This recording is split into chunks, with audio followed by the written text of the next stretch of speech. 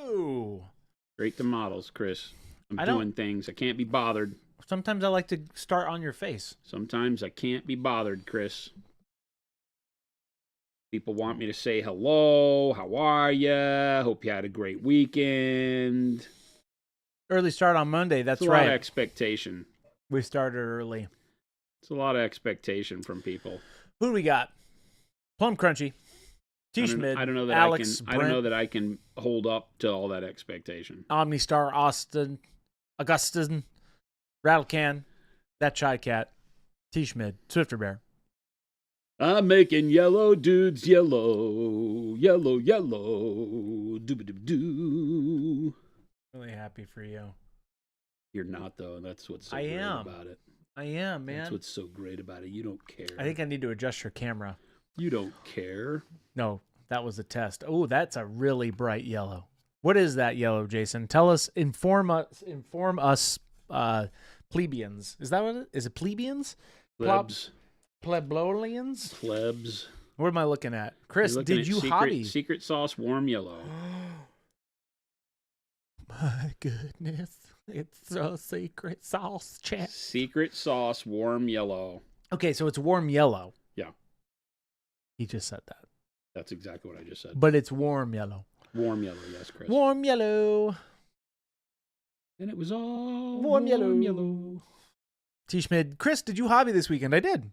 He did. He was here. I did. I was right over there. He was here in the same room with me. We had a good time, I guess. I thought it was okay. It was fine if you're into that. If you're into that sort of thing. You're not allowed to say that. I'm the one that started saying that. No. Yes. No. God, no. You robbed that from me. Spicy mustard flavor, says T. Smith. Taylor, it is spicy mustard yellow. That is a spicy to meet the bowl. How great is it, though? Pretty great. Just over a quick Punisher. zenithal. Looking good. No, it's mustard.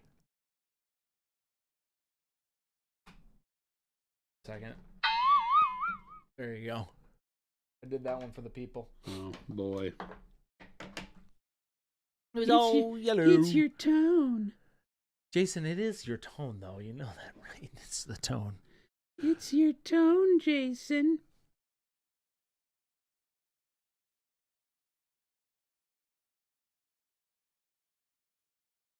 Got him. Technically, it is your tone.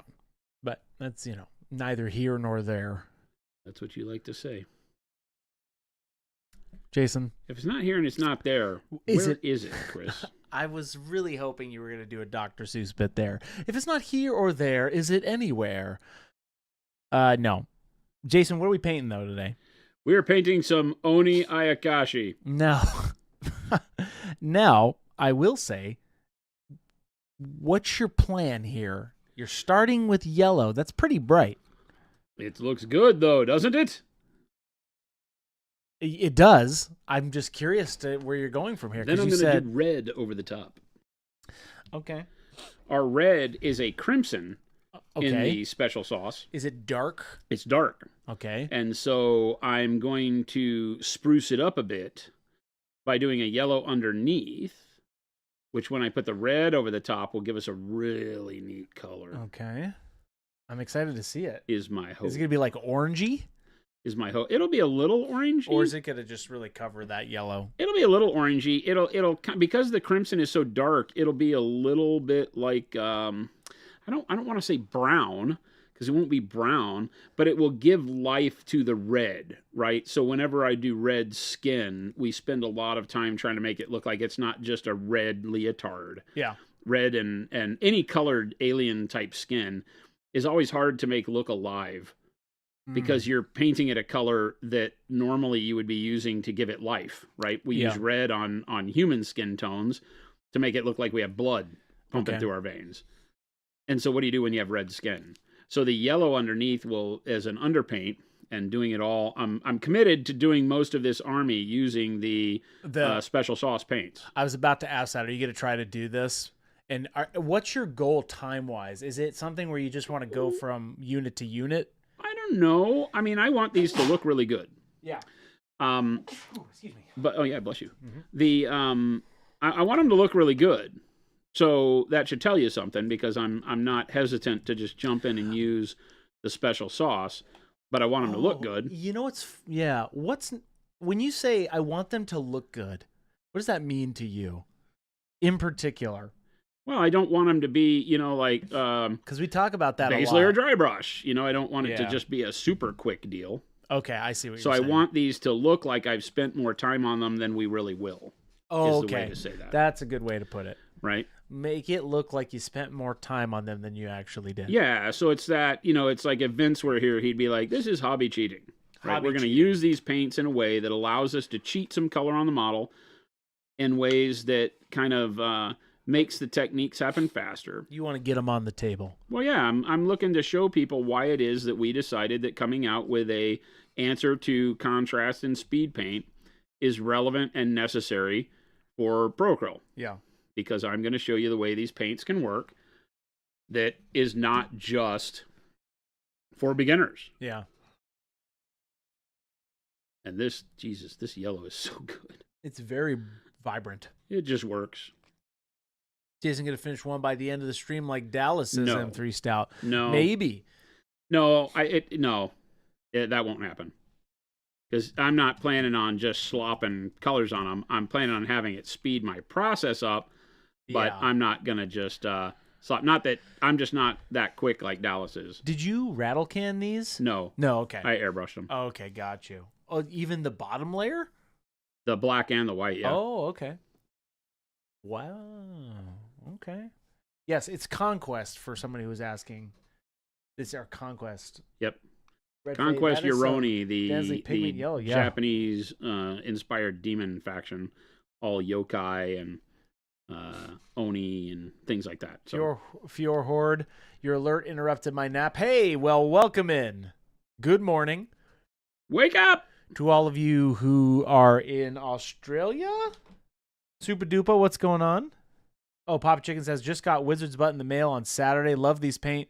My total review is 2 words. Dat. I see. There's no cursing on this stream, Papa Chicken. We have a solid. Is that still a curse word in today's world? Dat. I think so. Okay. Is a curse word. I believe it's on the. I always base it off of like movie ratings. Yeah, right. If it's in the movie ratings, we're a PG show. I've always said that if they start using it on television, like the B word, then it has been registered as being okay. That is actually correct. I think is how I did the same thing. I think if you start hearing it on television, somebody. I don't think that I subscribe to the world of TV showing my morality, and allowing me to do things. Sure. But for language, I'm like, yeah, they kind of say that on TV all the time, right? Yeah.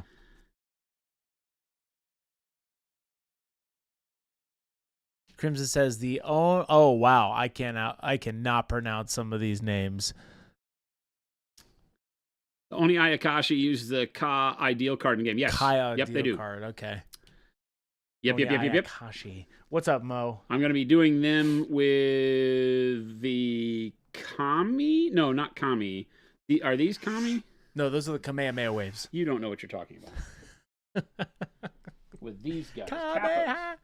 There you go. Kappas. Yeah. You have so many conquests. I'll be using Oni with Kappas, I believe. Kappas. You have so many. Because the cool thing with the Yoroni faction is, like was mentioned in chat, they let you build your regiments modularly. Yeah. So you can take whatever dudes and mix them with whatever other guys. So you don't have to just have like Oni in a group, which is fun. It's fun, Chris. It's great. It's a game. We're supposed to play with these miniatures, so. Me in particular? Yes. Awkward says, per Twitch rules, PG-13 is 1 F-bomb per hour and 3 to 5 of anything else. Okay, got it. 1 F-bomb per hour. Well, my hour's up. We don't need that to stay relevant. We don't need to curse to make friends here, to be cool. We're cool without all that lingo. You have a lot of Conquest boxes back there. I can see them through this 40. little. I think. For a guy who doesn't like building, I've gotten myself in the deep end on that one. You've done this to yourself. Yesterday was very frustrating for me, chat. 6 hours, 6 models. 6 hours, 6 models. Really, I did 3 Oni and 3 Kami in 6 hours. That was very distressing to me. That shows me how little of my life will be left when I get these done.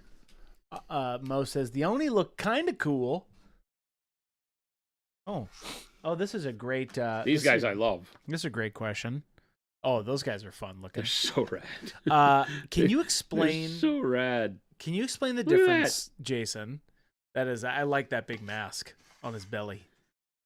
Jason, can you explain the difference between paint and ink? Okay, so inks typically do not have a resin that holds them onto substrates, right? So inks are meant for porous surfaces. You can buy acrylic inks that have an acrylic resin in them so that when they cure, they lock onto the surface you painted them on better. But they do not have the kind of, they're still made for porous surfaces. They're just made to have a little bit more longevity. So acrylic inks still don't work very well on like plastics and stuff. You have to varnish to lock them in, paint over them, things like that.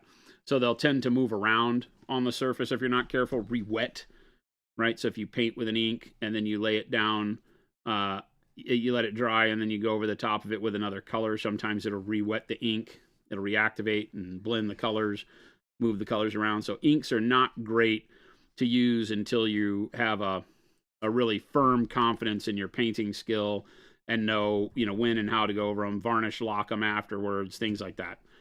Our transparent paints were meant to take the place of inks in the hobby because they're super vibrant, because inks will give you a lot of vibrancy, typically single pigments, not desaturated.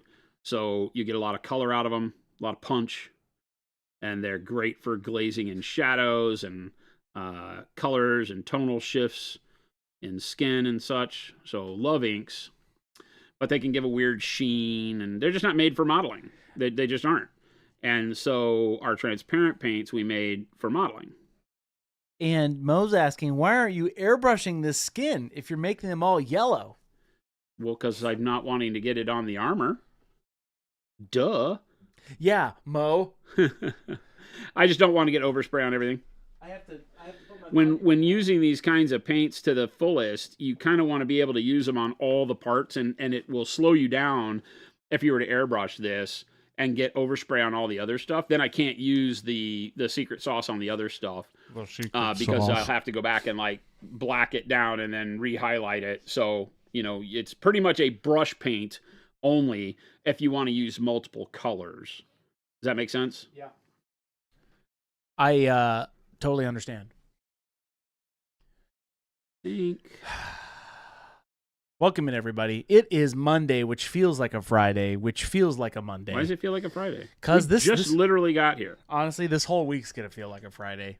You've already cut out. You've got short timers disease because it's Christmas. It's time of year. That's Christmas time. Good to hear again. Some of us... Happy holidays to all of you out there. Happy Yes. Merry Christmas. Merry Christmas. Happy holidays. Whatever holiday you're celebrating this season. Planning on enjoying the upcoming holidays with friends, family, and whomever you choose, by yourself if you're trying to be by yourself. It's the homst ever, Jason. Oh my God. Homest ever. Homestyley ever. Chat. We're having a great time painting. And by we, I mean Jason. We're having a great time. Bah humbug, says Mo. Oh, no, Mo. Actually, that doesn't surprise me. Mo. Do you think Mo is a bah humbug guy? He just said it in chat. Mo's like, bah humbug. Okay. I don't make this up. You do make a lot of stuff says, up, though. Happy Solstice, Jason, we see what you have to put up with. Wait, that's coming from Awkwardish? Awkwardish, no. My one and true ally. Oh. With allies like these? What's everybody working on? I'm working on these. Okay. And we know Oh, sorry. We get it, Jason. You have put yourself in a conquest hole. Sorry, I didn't mean to make it all about me, Chris. Yeah, we know what you're painting. It's in front of us. Plumpy says, I'm building the new red Gobbo. How about nice. Y'all in chat? That's the one in the mech? Yeah. It's such a good model. Dude, Magic Flamon has been killing it. His is dope. He's been doing a great job. If you guys haven't seen it, go check out his Instagram. So good looking. But yeah, Jason, so you're working on these. Yeah. That's your army. What's everybody working on? I'm working on some Blood Bowl currently. Nice. Yeah, you're working on them yesterday. Faces using Jason's face technique. Your halflingses. Yep. And for everybody, I'm going to share this again. If you guys missed this stream, here it is. Cool, bam. We did faces 3 different ways that stream, and I'm using it right now as we currently speak. Well, not right now, but you know. He's not actually painting right now. I'm not allowed to do that. I'm here for you. Yeah. Swifter Bear, the December Child, although I'm getting a hankering to paint some skellies, okay, that's all right.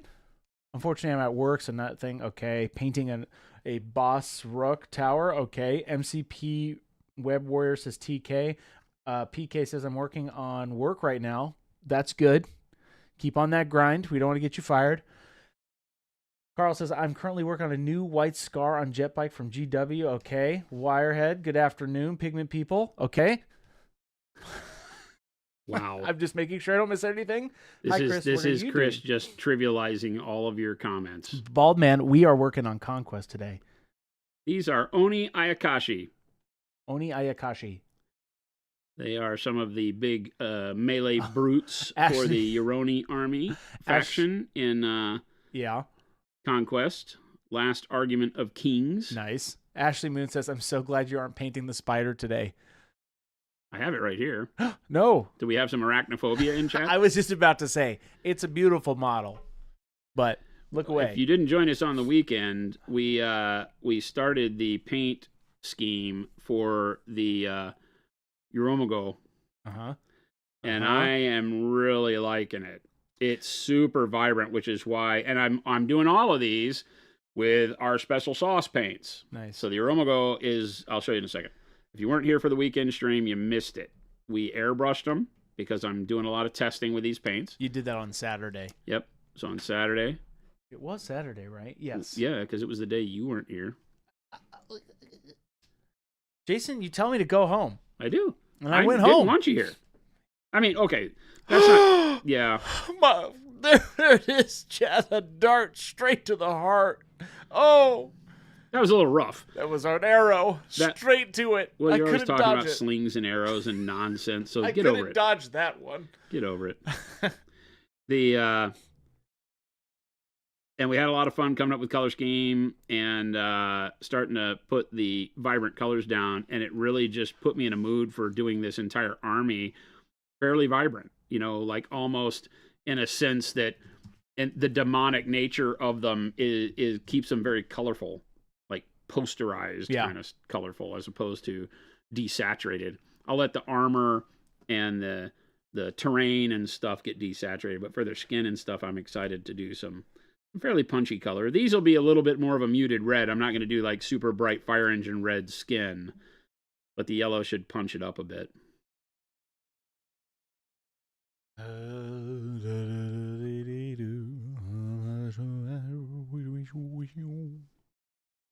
We're not singing Christmas songs. We're not caroling. Schlabbly schloob, schloob, schlabbly schloob. We already celebrated Christmas in July. Yes. Get ready for double Christmas. No. Matzel says, I'm really pumped for you to finish the Spider God. It looked cool. It's super rad. I mean, if you're into that thing, it's pretty cool. Not gonna lie. We did have a great time, Awkwardish. I'm so glad. I know I tease, but you're all really great. Hey, we love you. 93 days, and I'll get to see some more. I love how people are starting to do the countdown for Adepticon. Oh, please don't do that. We love that, but we also hate it in our own beautiful way. Yeah, please don't do that. It gives us massive realization-iety. So, like anytime that Hank starts sending me pictures of all the terrain they're painting for the show, I start to break out in hives. I'm like, no. We're like, that's cool. It's not even Help. 2026 yet. I can't be knowing that there's all this going on. Do they have some more terrain days coming up? Oh my God, they had some, but he painted up a bunch of Mordheim terrain that was incredible. Oh. Sent me all the pictures for it. Nice. It's like this lake town kind of thing. It's really, really good. So it got me all jazzed. Redface says, I'm currently working on some Battle Sisters. Nice. Awesome. Kind of stuck on the Regalia or Reliquary. It has large flat panels, which I want to do non-metallic gold on, but very unsure how to do that. Any advice for non-metallic metal for large flat surfaces? It's hard to find your angle of reflection on big flat surfaces. So it's not incorrect to take like your flat surface, push a highlight towards one corner or upper edge, and then just do your bright highlighting across the upper edge and then halfway down the adjoining faces. So don't be afraid to just take the easy route out and do that. Okay. If you want to look at, how light does on flat surfaces, bring up Google and say steel cube. Oh, Jason, your Sir Viathan is a great example underneath you. Of what? A large flat surface. All his surfaces are round. Oh, but technically it's kind of flat, isn't it? Oh, his breastplate? Yeah, it's all got curves. I see. I mean, I can pull them up, but I just thought it was I'm looking at it right now. I just thought it was a good example. That's what I want to paint at some point. That's what I will struggle with, is that roundish, flatter surface like the breastplate stuff. That's flatter. Yeah, but it still has a curvature to it that helps you direct where your light would be. Because you can still, if a thing is curved or like a pyramid or a cylinder, you'll have a high spot, right? You'll have a spot that you can determine, that you can point at and say that's going to be closer to the light. When you have a flat surface, like a true flat side of a tank, that's right? a good point. You have a hard time sometimes with your brain registering, okay, what part is closer to the light that would see more of the reflection? So it's a very good question, because it's a very troublesome part of painting certain objects, like tanks, like you said, reliquary, right? Mm-hmm.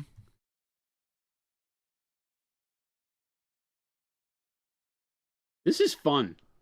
You're having a good time. This yellow is so punchy just right out the gates. It is very punchy. And looks really good on the black too. Special The fact that I can do this in one coat is just great. Like this is a time.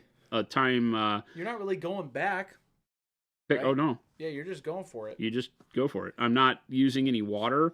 I'm not rinsing the brush. Well, I'm going direct back into the paint every single time. You're using water on the brush though. No. Really? None. Oh. The first time I dampened the brush just to get it going, but I'm not ever going back to the water. Every time, like right now, when I get to the end of this loading paint the way I want it to, right, it's not going to have any more paint on it, then I just go straight back into the paint. Yeah. I'm not touching the water cup at all. I don't want to, and the paint is fluid enough that it flows the way I need it to without water. If I noticed that the brush was getting clogged or something, then I would. Yeah. But as of right now, not a problem. The viscosity of this paint is a little bit more fluid than our normal paints. So it flows really well without water on the brush. You can use water, but that is going to dilute the paint a little bit. And I don't want to do that. I want the full intensity of the yellow here, because the yellow is going to keep the brightness of the underpinning white, so that when I put red across the top of it, I'll still get a good contrast. Yeah. On the model. Now, Jason, are you taking Friday off from stream? This Friday? Yeah, are you coming in? I'll probably come in. Okay. Same with after New Year's. Right. I will most likely be streaming. Was asking that schedule, so that's on the Fridays, most likely. I don't ever guarantee that, but yeah, that's my plan. I've been having such a fun time hobbying that I don't plan to give up my streak of painting. Sure. I will not be streaming on Christmas Day or New Year's Day, I do not believe. It's Christmas. It's Christmas. Hey, if you are out there, getting ready for your holiday break. Hopefully you got some painting to do. Everybody's been saying what they've been working on, so get painting. That's all I'm going to say. 2026 is coming for you. Do the thing.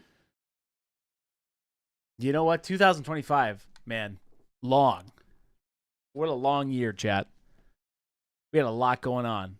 That doesn't mean bad. It just felt like a longer year. I love that, like, when people like, Chris, well, what's the matter? It's like, no, it was a long year. It was 365 days, Chris, just like all of them. I know, but it felt longer. Maybe I was so aware. Okay, I was going to show the spider. Yeah. So wait, hey, if you're afraid of spiders, don't look. Boom. So the spider, we did a big zenithal. What happened to his arm? This is it's blue tacked on because this one I can't attach until the geishas are on top. Oh, right, because the geishas go on the top, but they won't snap on with both those arms in place. One of them I can snap them around, but not both. I dry fit it and tried to test it, and it wouldn't. So I just blue tacked the one. But we did a zenithal, and then we did the special sauce blue over that, and then a real thin coat of the special sauce purple, and then we're doing the legs with this orange and yellow. And I'll do all the legs and the thorax and abdomen with the orange and yellow. It'll be very, very colorful and poppy. Jason, I'll let you answer this one right here from Bald Man. Yeah. Saw a YouTube video of Tommy Sewell and him speaking of why he uses a dry palette. And he was saying exactly what you always do about how he can... Yep, exactly. Yep. Yeah, Bald Man. Yeah, it's the, I want the paint to be the way it was delivered out of the bottle all the time because I want to control the dilution of my paint. I picked the paint because it works well out of the bottle. That's what Pro Acryl does. It works great out of the bottle. You don't have to do anything to it if you don't want to. You can do everything you want to it. You can thin it how you want, airbrush with it, do dry brush with it, whatever you want. But in order for that paint to be as powerful as it can be, the dry palette gives you that opportunity, whereas a wet palette does not. A wet palette immediately starts diluting your paint. And it continues to dilute your paint so that over time, the little droplet on your wet palette alters in its opacity, its fluidity. And so by the time you've painted for a long time, you can't go back to the original paint anymore because it becomes overcome with water. Nice. So that's why I don't use them. They're great for when you know you need to dilute your paint actively, or when you've made a mix that you want to keep live on the palette for a long time so you don't have to constantly be remixing a color. They do have a purpose. But I think as a utility that you're always using is kind of incorrect. I'm not going to tell you that it's incorrect. I'm not going to die on that hill because a lot of people do it to great use. But you are constantly fighting a battle you shouldn't have to fight, and you don't even know it. Right? Yep. So I think a combo of the two is really the right solution.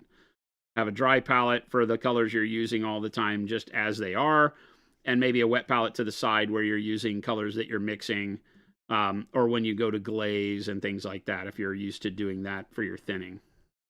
But then I never use a wet palette because I'm used to thinning with the water on the brush, and so I'm constantly adapting the wetness of my brush to do the job at hand and going back to the original consistency of the paint droplet on the dry palette. It just works better for me. Lumberjack, 39 months. Let's hope Saturday didn't ruin my streak being on that hardcore show in the basement of the Polish club. Hey, Lumberjack, 39 months. Chris was making fun of you earlier. I was. GW, habit hoops. He's thinking about you, Tim. You're in his thoughts.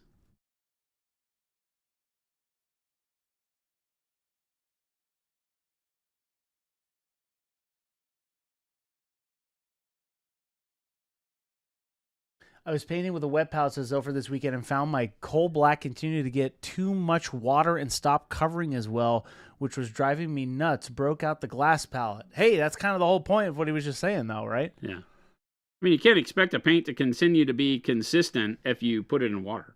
Oh. And the wet palette can be controlled if you don't run it very wet. But that's kind of counterproductive to the way a lot of people think of it, right? A lot of people think that the acrylic paints need a wet palette in order to make them work longer. And, there's some truth to that, but it's also very collective delusion, I call it. Yeah. If that were the case, there would be a lot more wet palettes out in the world outside of the miniature art space, and there just aren't. nobody outside of miniature art uses a wet palette unless they're doing watercolor or gouache or maybe paste acrylics. Right. Heavy bodies, but I don't even know anybody that does that. And if you go look in the world of wet palette, they just don't exist at like your normal art store. Maybe you'll find a Masterson's wet palette. Carl Moore says 2026 is coming. What other plastic kits would you recommend if somebody wanted to paint less 40K next year? I'm really loving these Conquest kits. They're a pain to put together, but they're getting better. But the models are great. The detail on these is fantastic. So if you like fantasy style stuff, I think Conquest all the way. I'm a big fan. I don't have any skin in the game, so you know we don't partner with them or anything like that.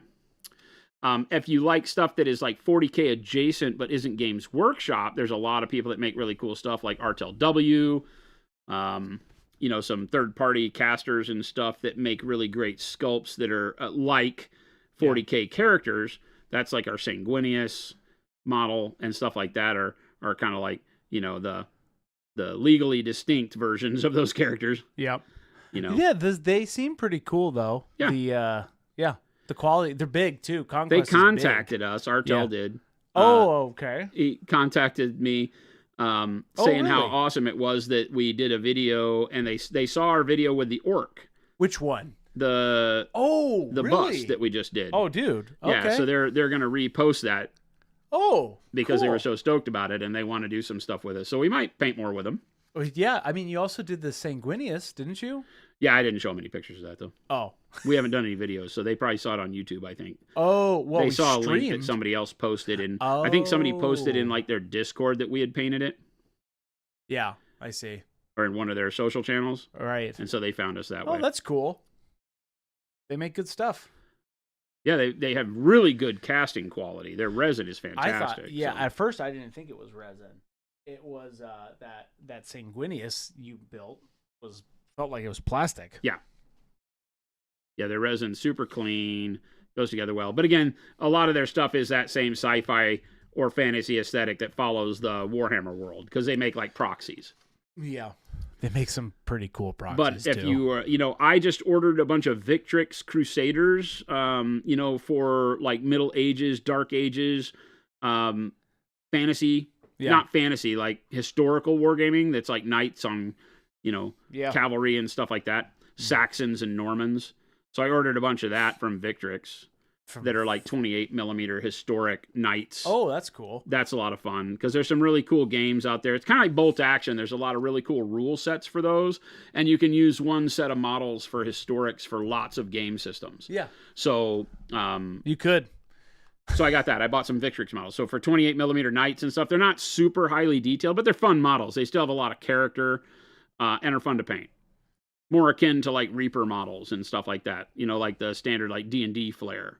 Yeah. They're not super over the top, you know, detail and characterful as individual models, but when you paint them up as a unit, they look really cool. Mm-hmm. Lots of chainmail and, you know, swords. And I'm stoked for my Knights idea now. Awesome. I got to get that going.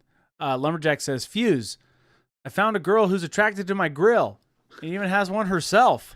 Oh my gosh. No. So she loves barbecue. No. I didn't mean she loves the Weber? When I said that, Tim, I didn't mean go get a girl with a grill. That's like a big red flag. No, she can grill like steak and shrimp and whatever. Tim, that's a huge red flag. I'm just saying, man, she sounds like a good cook to me. I'm the kind of guy that I'm like, the girl that wants me is probably really bad for me. Don't tell Jen Amen, that. brother. Don't tell Jen that. Amen, brother. That's the way I look at it. That was my air high five. And Any Jason girl that wants to missed it. hang out with me is probably not good for me at all. Lumberjack's like, green flag's here. Waving it. You guys liked my air five to Jason there, and he totally missed it. Am I right, brother? Nothing. Left him hanging. Good for you, Tim. Hey, we wish you the best. And speaking of wishing you the best. Welcome, everybody. I got to dance. It's like Dance Monkey Dance. Happy holidays, everybody. I hope everybody is gearing up for their holiday break if you're already on it. Some people have already doing that. We're going to be streaming every day this week except for Christmas. Jason will be here potentially on Friday. Yeah. So keep an eye out. King Hammer says, "Good morning, fellas." Hey, Kyle. Hey, it's not the morning. Hey, Stop with that. Hey, good morning. Stop with that. It is not morning. Did you just say DiGiorno? I did now. Hey, DiGiorno's. What the hell? This episode is brought to you by DiGiorno's. No if free you pub? want fake pizza, it's DiGiorno's. No free pub for DiGiorno's. Horrible freaking frozen pizza nonsense. Vital says, "Happy there's a monument stream. My break just started. No more Slack messages for 2 weeks, baby." Vitals. Nice. I'm happy for you. That's all I'm going to say. Good morning. That's right. Wad, it is morning somewhere, and hopefully it is your dawn of your painting extravaganza. I'm being serious. I want everybody to stop what they're doing, even if it's driving, and get some paint on the brush. There's some guy on the internet that told me I need to paint immediately. Tim's going to be on the news. 18-wheeler in Connecticut. Tonight at 10. Stops on the freeway. Driver says, "I was told to paint." This is the 5 o'clock news at 10. Chris, per your name, you should be required to stream solo. What? Huh? Who? What are you talking about? Lumberjack says, "She knew I was into painting, so she got me a little travel watercolor kit for the truck. Wrong medium, but it's the thought that counts." It is, Tim. Yeah, unfortunately, watercolor doesn't do us a whole lot of good. But yeah, I agree with you. That's awesome. Nice. It's. I've always been like, oh yeah, watercolor is like the one thing I can't use. It just doesn't. It doesn't grab. It doesn't stick. It's fun, but hey, photons officer. Sorry, Chris told me I had to stop driving and paint. Right. You can tell him that legally. That's a get out of jail. You can tell him pass, anything folks. legally. Ballman says, "Chris, They all know us by name." Chris said, "Chris, I'm mid-performing heart surgery, but stopped just as you told me. Should I use matte finish on his stitchers or glossy?" If you're performing open heart surgery and watching this stream, you're a god. God bless you. You are a god amongst men. You are my hero. I need video of this happening. I don't think so, but if you so. are, I'm happy for you and where you're at in your life.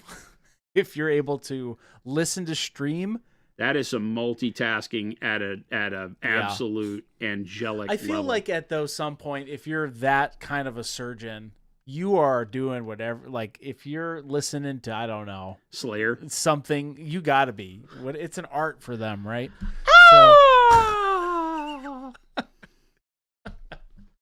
During surgery. Oh gosh, I'd be listening to Slayer if I was a neurosurgeon. If I was a neurosurgeon, I'd have the headphones in, and I would be listening to Rain in Hell.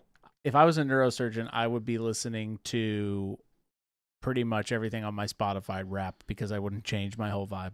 Your Age 93 one? Yeah, that's great. That's great. Yeah. Too bad. It's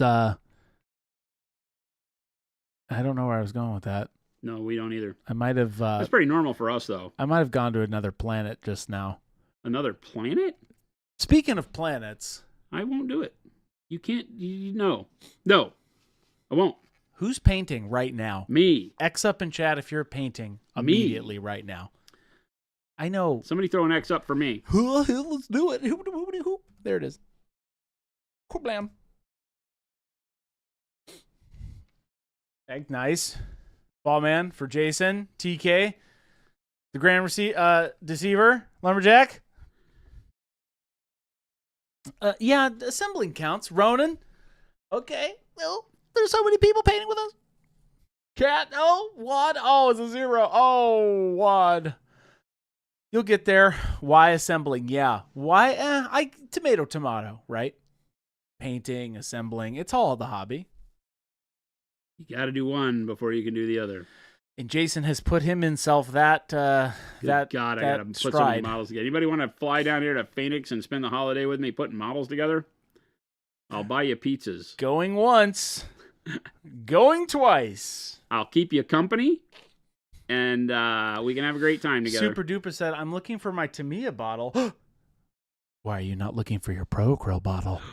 What? Hey. Traitor. Super Duper. Not my Super Duper.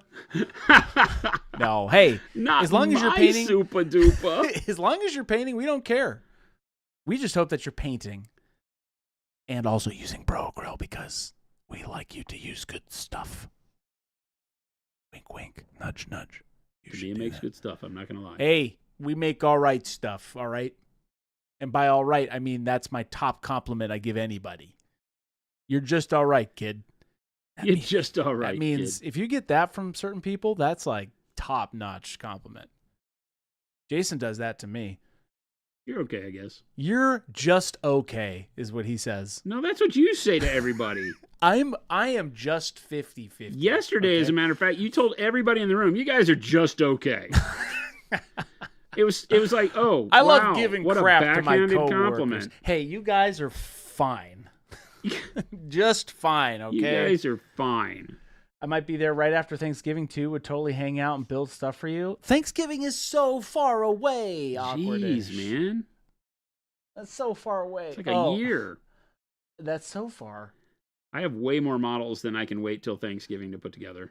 I wish I was, but instead I'm making a wish list of models I want to buy. Oh, I did that yesterday. So I freaking have got it determined. I have a desk coming tomorrow. What? Right? I have What? a desk coming tomorrow. No. To take to my house, a standing desk. No. Yep, a standing kind of desk standing? frame. I have to go pick up the IKEA tabletop that matches my shelves. Did you get the IKEA lift stand one? No. Oh, it's just like a There's a straight- cheaper one on Amazon. Oh, okay. It's Gotcha. these. So I bought one of these Oh. that the Amazon top will go on. Oh, I And see. and then I'll put that at the house because I have one of those Kallax shelves, one of the big ones, and I'll run it right up next to Kallax. So all my stuff can go in the Kallax shelf. Are you doing it up against that window? No. Oh. I'm going to put it on when you walk into my office, the wall that's on the right. And I'll move my desk to the window side so that then the beanbag chair can go in between them. Oh. So I'll rearrange the room. I see. So I'm going to do that over the holidays. What are you going to do on that desk of yours, mister? I'm at a hobby. No. I'm going to get a camera. You're I'm going to get a streaming computer. You're going to get a streaming computer? We're going to be able to go home with Fuse. You'll be able to hang out with me and the dogs while we hobby. Wow. Who's up for it? Wow. You want to get the inner glimpse? It's not Fuse at the office. Like I might start my own Twitch channel. So you I can might cuss, start your own Twitch channel? so I can cuss. Wow. So it isn't Monument. Wow. I see. I can't do that because everybody already knows that I am the Monument guy. It's not like I can break my personality away. Hey, it's up to you, man. But I'll be able to stream from home. Nice. So that's my goal. We'll have Poppy and Cora and Jen and everybody be able to be on the stream. And we'll have Doggo Cam. And I'll be able to paint at home, which has been a thing I've missed for years. Wow. That's a big deal. Yeah. Fuse at home, says Rattlecan. Fuse at home. So there we go. It's going to start. That's my goal over the holidays is to actually get all that installed. And what camera you gonna get? I don't know. I figured I'd ask my. I know I have a a good guy. buddy who knows a lot about cameras, so I was just gonna ask him. Monument. Jen says I'm excited about this. Yeah, I think it's gonna be cool. Look at that yellow, man. That's so good. That'll actually be fun. There's luckily for Jason, he's got many options. This almost makes me want to keep their skin yellow. This yellow is so good. Why wouldn't you? Oh, and there it is, Jen. Because I want them red. What if you kept them yellow though? They're rad yellow. Don't you have more of these though? No. Oh, you don't? I only have 3 of these Onis. Oh, okay. Can they be different colors? Pop in close though. Yeah. You can see how the yellow secret sauce did. Yeah.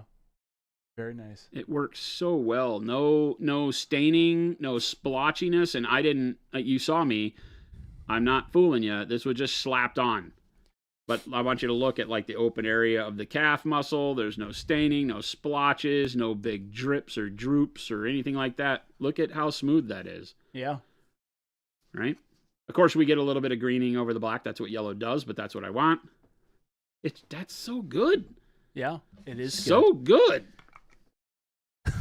Ross, careful, Chris. Slowly phasing you out. I know. He's pushing me away.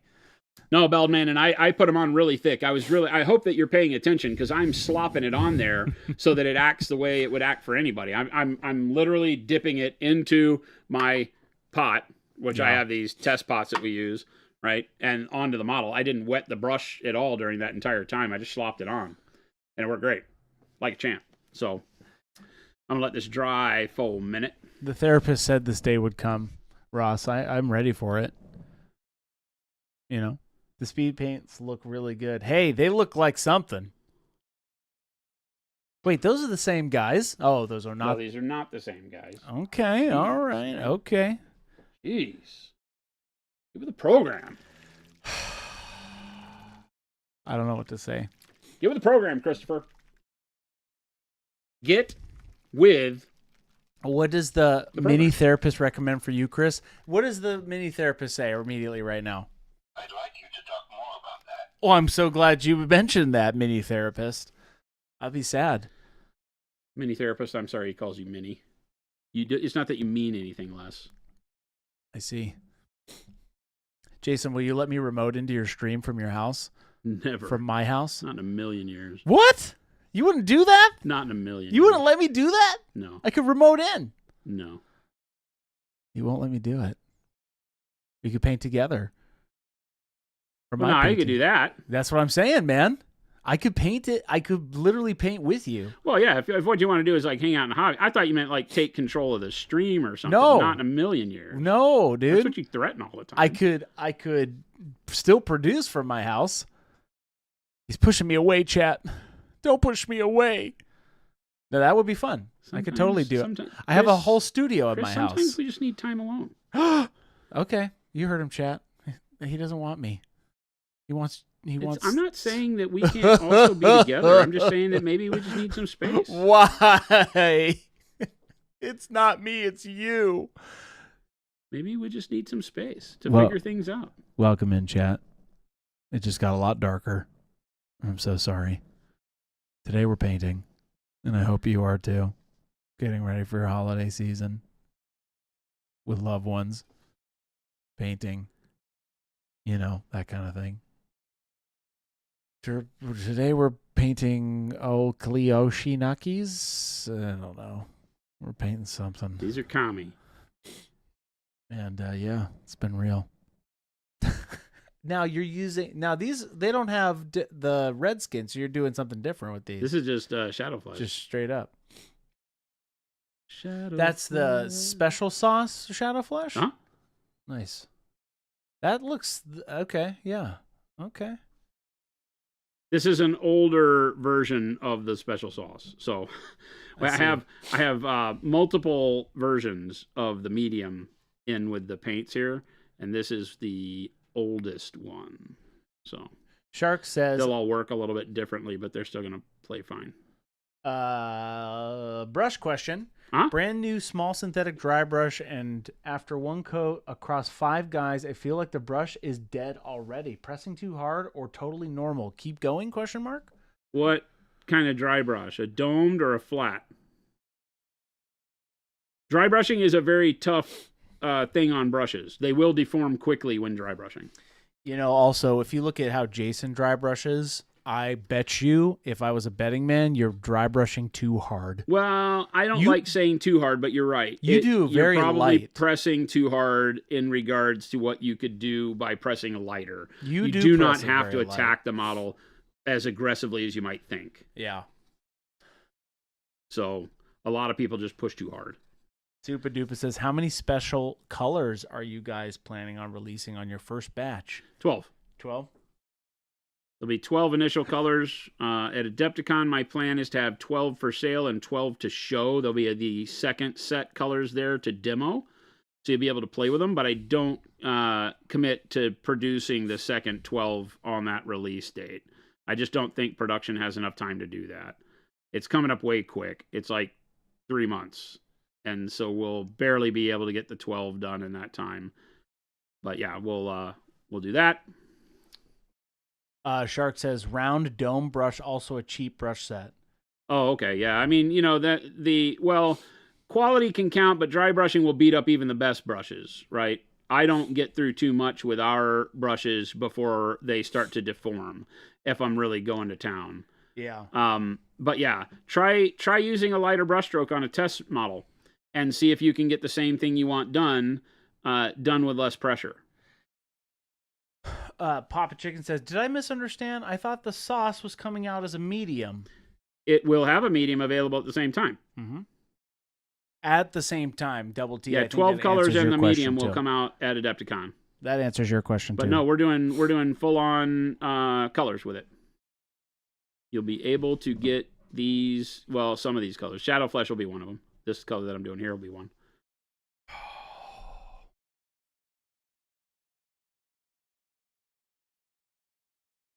This Shadow Flesh? Yeah.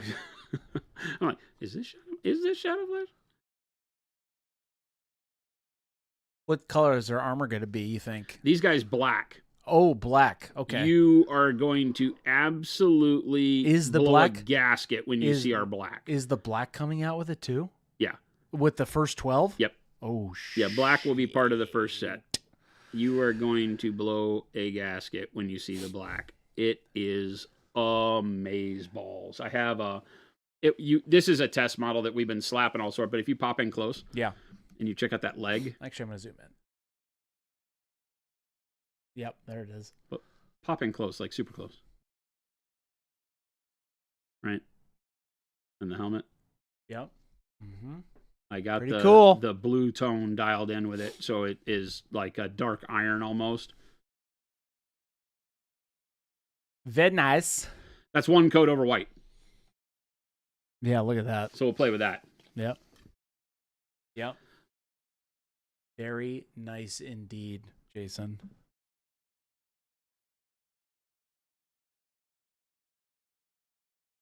Yeah, Angel.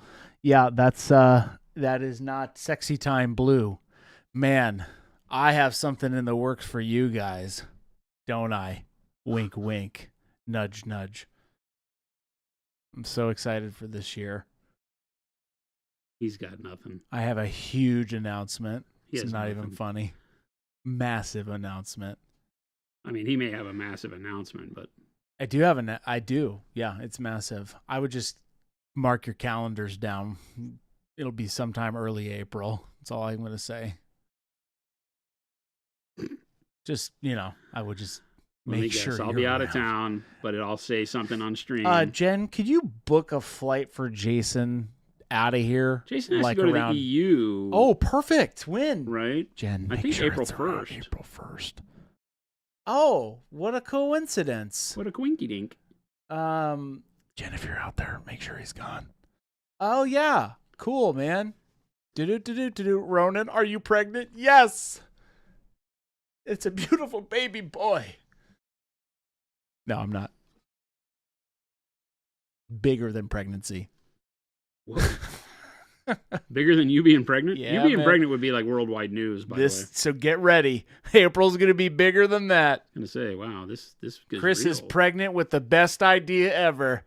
And he'll be delivering it on April something. There you go. You guys don't even know. Jason doesn't even know. My life, chat. The world doesn't even know. I have a team of outside Monument working on this project, which is even the crazier thing. You thought my survey was cool. You thought Christmas in July was cool. Get ready for something coming next year. I don't think anybody thought your survey was cool. Everybody did.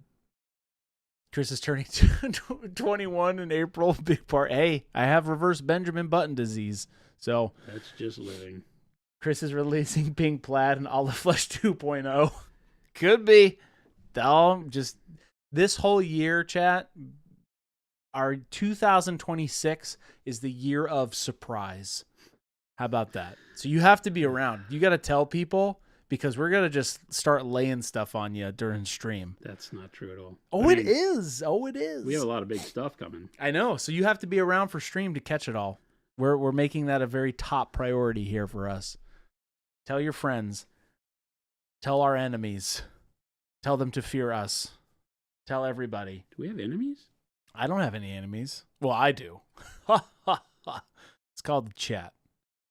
Kruger, what is the longest paint you've ever done? What is the longest paint you ever done?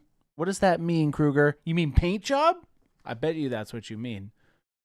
What's the longest thing you've ever painted, Jason? Like time-wise? No, lengthwise. No. By time, says Kruger. Hundreds of hours. That's a long time. Hundreds of hours? Hundreds of hours, yeah. On one dioramas piece? Yeah. and stuff. Hundreds of hours. Was that just for any in particular reason, or just having to build, stuff, creating a lot of stuff from scratch, sculpting, depending on the project. I mean, we've spent hundreds of hours on projects just painting.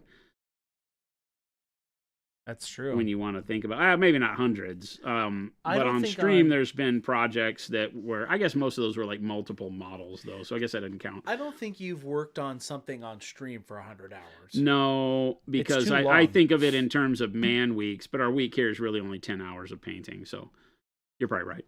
It's probably not that long here, but. Well, and you don't work on any one thing for a while, right? Like that long, I would say. Yeah, we have. The Guardian took a long time. Oh, I'm sorry. I meant as of recent. Oh, no. Yeah. No, the only projects that take super long time on stream are ones where we do like the Blood Angels will take forever. Yeah. And you used to paint on stream for more than 2 hours. So. 8. We used to paint for 8 hours a day. Yeah. Jen would come in for like 5 or some of that, sometimes longer, sometimes shorter. But I would paint for 8 hours a day, treat it like a full-time job. Up until the time where orders at Slow Fuse Gaming is what we were called back then before we became Monument. Until orders at Slow Fuse Gaming got to where we had to spend so much time filling orders for the shop, then I couldn't stream the same amount, which is ultimately what got Jen to come work for the company and quit her day job. There you go. That's some history for you there. Jen quit her day job, came to work for Slow Fuse Gaming, and then we went on our merry way of becoming Monument Hobbies. Yep.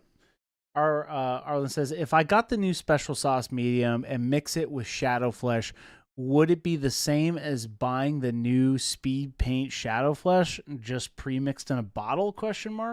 Very similar.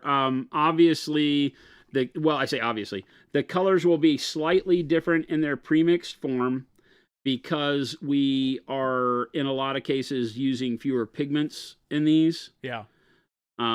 Because of the medium itself and how they want to exist as a standalone paint. Yeah. But by and large, yeah, you would get the same effect. Oh, I touched it. Rip. Oh. Easy to touch up.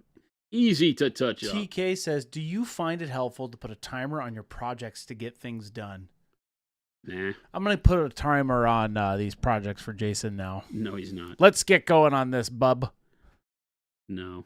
You can't I don't attack anything with a timer. It's why I don't do commissions any longer or anything like that. Can't put a timer on why I don't do commissions anymore. But, why I stopped doing commissions even before Monument Hobbies took off is because I don't like being on somebody else's clock. I don't like being on a clock at all. I don't feel like art speaks to me that way. I think for me in particular, probably like for a lot of artists, is that you kind of have to do it when the urge strikes you. Yeah.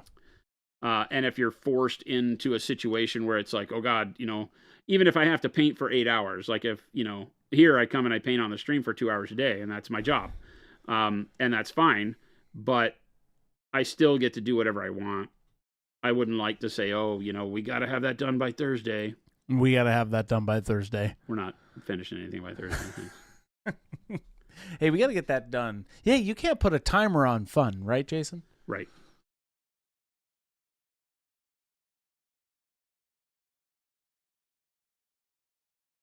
He is a big boy, this guy. These models are so great. He's chonky. So great. Building them yesterday was a trial. They have a lot of pieces. They went together spectacularly. The models are great. It's just there's a lot of pieces. I sat down thinking, oh, this is going to be great. I only have to build 6 models. I was planning on building 12 models yesterday. And I what got happened? half of that done in 6 hours. It took me an hour a model on average to get these things painted. Or to get these things built. Because they have so many pieces. Kruger says, is there any way to restore a brush back to its full potential? No. Well, tell me what's wrong with it. Generally, no. I'm just going to say no. To its full potential? I guess, yeah, if you put a No. bunch of super glue in it, probably not. No. No, I mean, even if it's just bent or whatever, no. Yeah. You can't turn a brush back into anything worthwhile. Swagger like Richie, are the Framables as successful as you hope for? Yeah, they've been doing really good. I think better. I think people are really enjoying it. If you go on and look at our socials, Zambi's just finished up a dope one. Yeah, I think honestly, in that they are doing better than I could have hoped. It's cool. People are digging them. You know, when we do miniatures, just being very blunt with you, we don't look at miniatures as a big profit source. You know, we invest in the sculpts and the art and all that, and we have a lot of fun with it, and it's a great release for us as artists to be able to produce our own miniatures in the texture trainers and such. We don't look for them to be huge money makers. Yeah. What we look for is for them to be inspirational to get people painting, right? Yeah. So what's really happened is with the Framables, we've had a ton of people who have been like, oh my gosh, I have so many cool ideas with these, and they'll pick one up. Now I'm really excited to see what people do with them, right? So seeing Zambi's paint hers, great. Vince is working on one. He's working on the Duchess. So, you know, being able to see these artists who have been inspired, like when I showed Vince the original 3 pieces, I gave him Surviathan at Nova. And he was like, yeah, this is cool. He goes, but I really want that Duchess. Yeah. You know, and it was cool for me to see what inspired Vince. And then when he got it, and his brain was like, I already know what I'm doing. I already got my colors picked. It's all going to go together. I'm already shooting the video. Got it all planned. That's what gets me going. So, yes, they've been a huge success from that standpoint. They've been really good at getting people psyched to create art. Yeah. Oh, yeah. The Baldman's asking, what color are the mask and the weapons going to be? I don't know. The weapons on all of these guys, I think, will be some sort of bluish steel. I think on the Uroni, I'm going to do all non-metallic metal. We'll see how the armor goes. But I think for weapons, swords and such, I'll do all bluish steel on these. Although there's a, yeah, these have bolt on, like the blades are bolted on. So I'll do all the armor pieces are going to be black on these guys. And then we've got some of these other armor pieces up here and the chainmail that I haven't figured out yet. So it's like my standard. I'm just going to figure it out as I go. There might be some gold highlights, things like that. Give me the elevator pitch on what is Conquest, says Source. It's a fantasy rank and flake game. It's meant to, be... rank and flank? Yeah, it's a rank and flank fantasy game. That's it. Put guys in regiments and march them across the field. You have to pay a lot of attention to your facing and your movement because the exposing your flank to the enemy takes away a lot of your defense, makes it to where you don't get shield bonuses if you get charged in the flank. So tactical movement is super important in games like this, which I love. I love that it's not just brainless, push your guys forward, roll a bunch of dice. You have to be thinking. It's a brutal game. When you get charged, chances are you're going to lose whatever got charged, so long as your opponent didn't just make a bad mistake and charge you with a chump unit into a really heavy defensive unit. Yeah. So it's a game of kind of bait and switch. Mm-hmm. You want to put cheap expendable units up front to get charged, to bait the charge from your opponent, and then countercharge them. So it has, as rank and flank does, that's the game, right? It has more of that historical, cavalry charge style feel to it. It's got some really cool nuances to it, and I have not played, so again, there's probably people in chat who have played more, but I tend to pay pretty good attention on this. Gabe said he'd be willing to try it if you taught him. Yeah, the turn order is really cool. It has a unique way of activating your troops. Each unit, when you buy it, comes with a card. And for most armies, not this one that I'm painting, but for most armies, you get one card per unit. And then when you go to play, your light units come in first, then your medium units and your heavy units or your monsters. And so you don't have all of your stuff to put out on the table at the beginning of the game, like most games. You don't deploy. As you pull cards for units, they march onto the field. So you constantly have this game of tactical chicken going on of what unit you're going to put out on the table and what unit your opponent is going to counter deploy. And so I really love that, right? I love that the game has mini games within it that can be psychological, games of chicken. And sometimes you roll to get your units in and you won't get them in, and that'll delay your tactics, and you have to kind of reframe what you're going to do.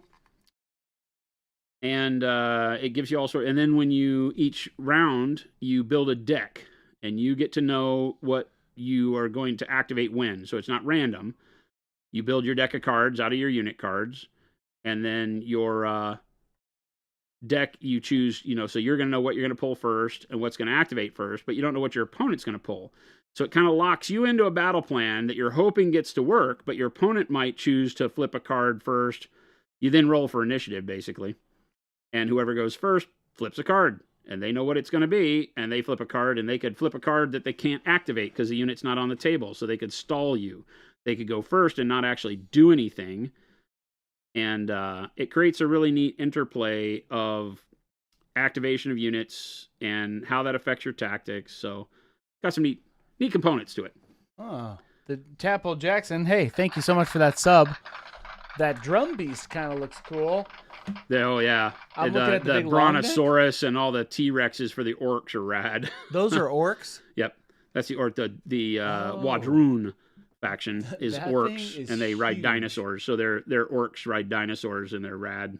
Dinosaur. The something alpha is. These are relatively cheap for the amount of plastic you get. Yeah. The cost on them is really, really good.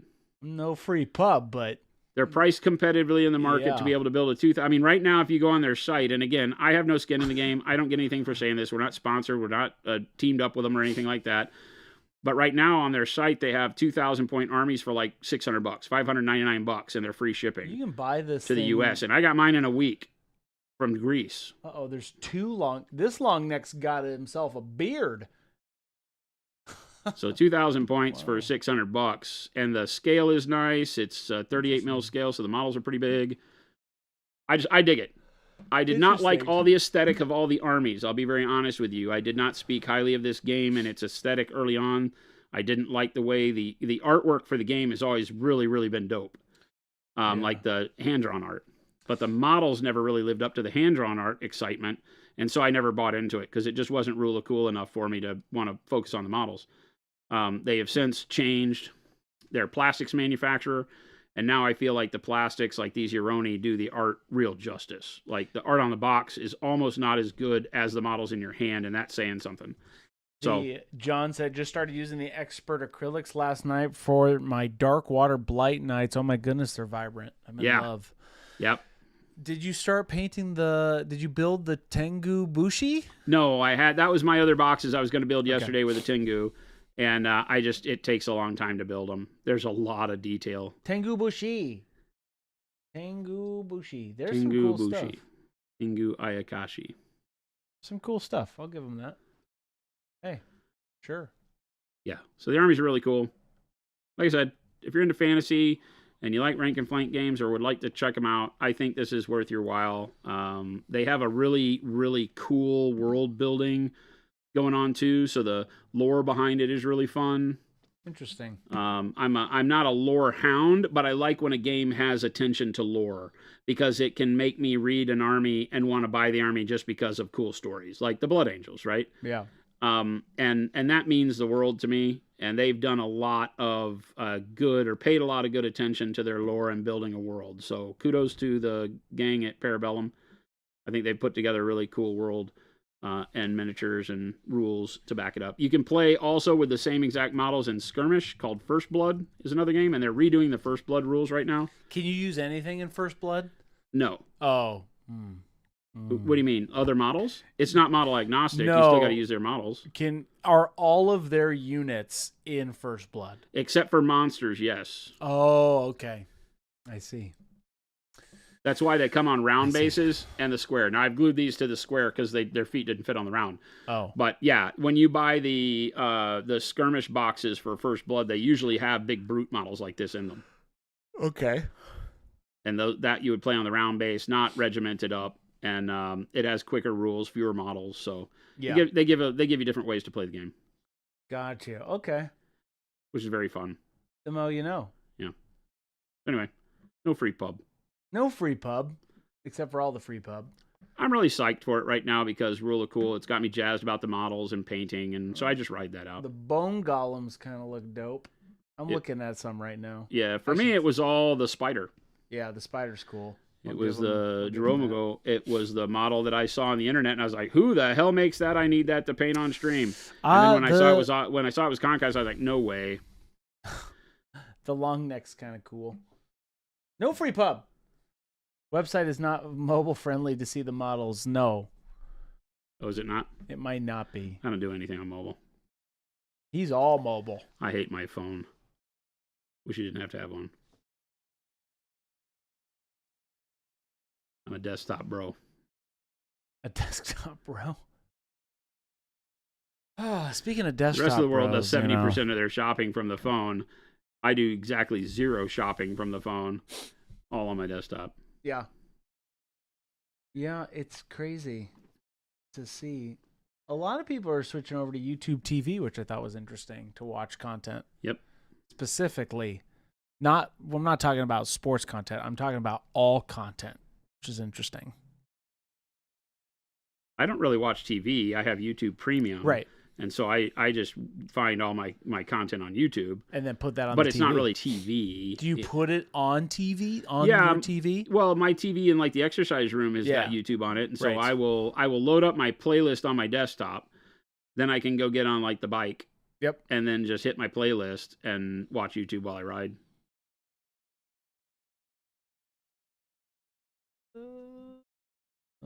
Our regular TV doesn't do the premium account for some reason. Even when you log in with it, the regular TV, I don't know if it's maybe the app is just out of date and won't update. Yeah. But the premium is key because you don't have to watch commercials. Oh, it's key, all right. It's key. There's some, okay, I got to stop looking at these models. I got to focus on you, chat. There's some cool stuff in there. He's spinning his inheritance model. Me? No, I'm not. How do the infantry heroes attach to the units, says T. Schmid? Do they get their own empty stand or do they replace a basic dude? No, they get their own stand and they sit solo, although they have models that don't do anything that are like, what would you call it? Retinues, although they're getting rid of the retinues. Okay. But the retinues, so the characters come on a stand, like your normal characters that are this size, right, with I think that's maybe a 30 mil base. I don't know. Maybe it's 25. But they're normal characters like this. If this were a hero, he would go on its own regiment base. He doesn't take the place of a normal guy. So if your normal regiment has 12 dudes in it and you add a character, you now have 3 stands of 4 for your 12 dudes and another stand with 1. And I bought, like, for the dwarves, I bought the little retinue box that has the dwarves that go with him that don't do anything, but just fill up that stand and make it look cool. So they're like diorama pieces at that point. So I bought those for the dwarves. They don't have them for the Euroni because the Euroni don't have anything that isn't brute size. So all of their characters take up a full regiment stand anyway. I see. And then I bought the regiments for 100 Kingdoms, the knights, because they have like a squire and a 100 priest. Kingdoms. All right, that was the one you called it. Yeah, that's the knights and crusaders and things like that. I'm on a kick for like medieval knights right now. For knights? I was always a big fan of like Bretonians. Oh, and this is cool. And the 100 Kingdoms have got some really cool stuff because they have the Oh. they have the crazy religious faction part of them, which I'm always drawn to. I'm always drawn to like priests with 2-handed swords, so they've got that kind of stuff. And then like, you know, Holy Templar knights on horseback. So Holy Templar, Batman. that's some neat stuff. Game's got some neat stuff. You got some really cool lore too. One of their factions, Aspire, are like spacefaring race. So are the dragons in the lore. The dragons aren't represented in game other than the small drakes for the dwarves, but Doghouse says, I hate meetings during the week of Christmas break that make me miss the start of stream. Amen, Doghouse. I hate those meetings too. Have them removed. Tell your boss to call me. I do that for people. What's up, Frigid? Ross says, Jason, you mentioned you used to do custom bike work. Yep. What is your dream bike to own? Oh, wow. I don't have one. I've owned all my dream bikes. And I don't really think in that term, but I'm a big, I built pre-1970 Harley Davidson. So for me, it was always what is called a pan shovel. It was an outside oiler pan head, basically, but it had shovel heads on it and the generator case, if you know anything about Harleys. That was always my favorite motor. So I've owned tons of those and just built bikes up around them. They're by far my favorite motor engine. Sorry. But no, I don't care about individual types of bikes. For me, it was always based around the engine, and then building the entire bike around the engine is what I did.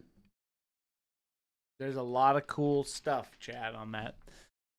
I get. If you buy anything from these people, you tell them Monument Hobbies told you. I was literally just about to say, type a note in your cart and say Monument Hobbies told me how great this stuff was. No joke, Make man. these guys realize the 100 power. Kingdoms do look pretty cool. That classic Crusader Knight does look cool. Yeah, they're rad. They got a lot of really cool models. So, speaking of being rad, welcome everybody. We're so glad you're here. Hopefully, you all have a great holiday planned out. This is why you paint the deep stuff first, because you get your brush banging around the walls and you get flesh tone on everything. Paint the deep stuff, chat. I'm Twisty Farmer. I'm trying to get my painting to a new level by adding texture. Mm-hmm. How can you explain how to add texture? We have a great video on that, by the way. Yeah. Give him the link. But from 1,000-foot level, what do you do, Jason? Well, I think the first thing, we talk about it in terms of brush control. The first thing you have to be looking at is what type of brush stroke gives you the texture you're looking for the material you're painting, right? These just take a long time because the brush is in all these deep areas. So by that, I mean that, if you're going to do hair, right? You're going to do fur. You're going to need to get good at making sure you can do hash marking, right? So you're going to need to be able to do very quick, lines that don't blend in with one another, that don't change in thickness too much, and you need to be able to do them in multiple directions so that you can wind up creating a look like hair. Yeah. If you want to make something look like soft wool or something like that, then you're going to need to get good control at doing stippling, right? And doing tons and tons of dots that you can get good at putting together in tight areas to build color up, and then fanning them out into broader areas to get that fade, right? So that you can still blend, but you're doing it all with dots. So nesting your dots together, and then as you go away from the center, getting them to where they're further and further apart. Yeah. And that's how you blend with stippling. So you'll do stippling, cross-hatching, all sorts of brush techniques that create textures, and then think of which of those textures or combos of those textures give you the material you're trying to replicate on the model.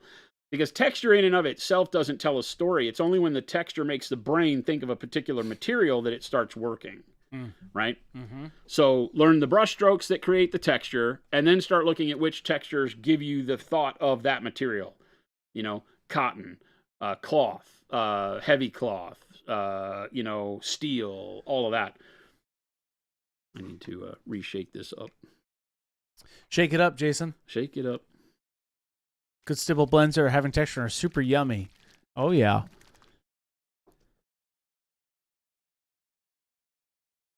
Defiant Bidet?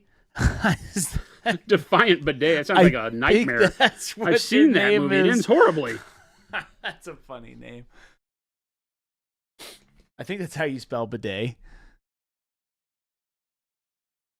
That's awesome. Yeah, Frigid, hit me up in Discord. I'll send you some recommendations for cameras.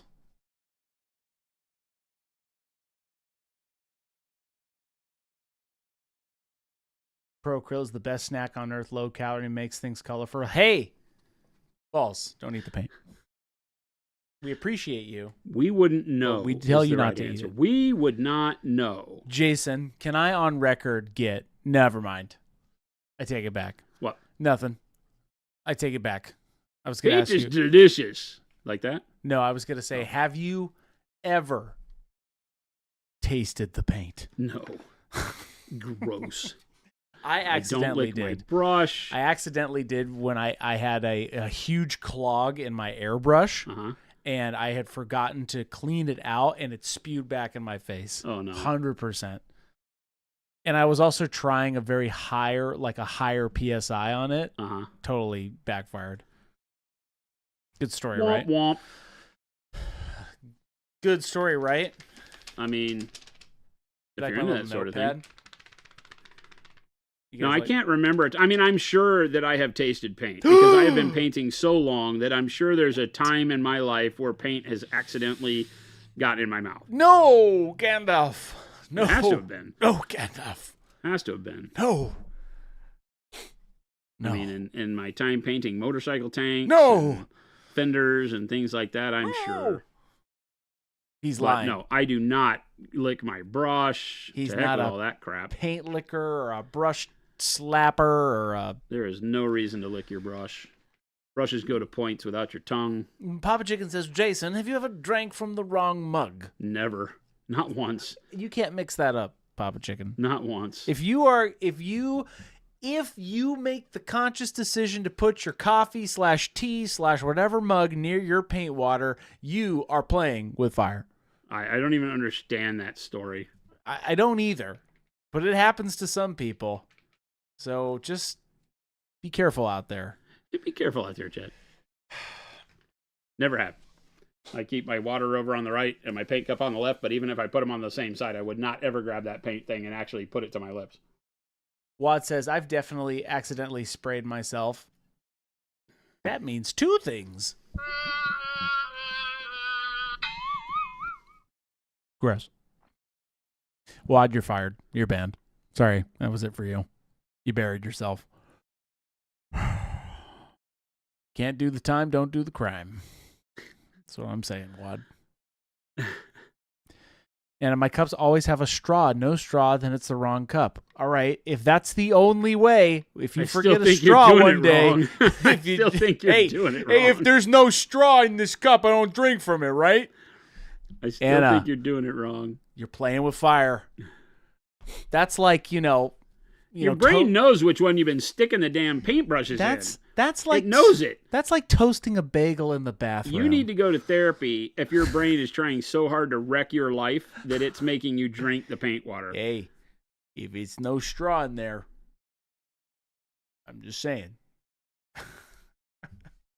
Telling you. It's toast. Tell me about your mother. Yeah, right. Tell me about Tell me your about your mother. mother. Frigid says, Pro Krill Titanium White is a great creamer in coffee. Gives the best color tone of the coffee. Probably true, but not the creamer tasting yum part. Gross. What's wrong with you people? I too look like live life dangerously, says Brent. I'm. It's not about being dangerous. It's just about being dangerous, I guess. Yeah, I guess I that's right. You're running that line. Lumberjack says, I keep my paint mug at the same spot every time, and my drinks go to the far left. I've used the same cup for paint since the start, so there's no mixing it up ever. See, Lumberjack? Got a system. Need a system. There's no something without it. I don't know, man. I don't know. Anna, I'm self-aware enough Except to if know. you caught the sniff. I didn't bring my... We're getting sponsored, by the way. I'm actually going to work on our first monument sponsor. He says it's breathe-right strips. He says it's going to Yes. prevent him from doing his It tell. 100% will. Anna says, I am self-aware enough to know that I don't always pay attention, and telling you about my mom would take longer than the rest of the stream? Question mark? That's a good point. I take it all back.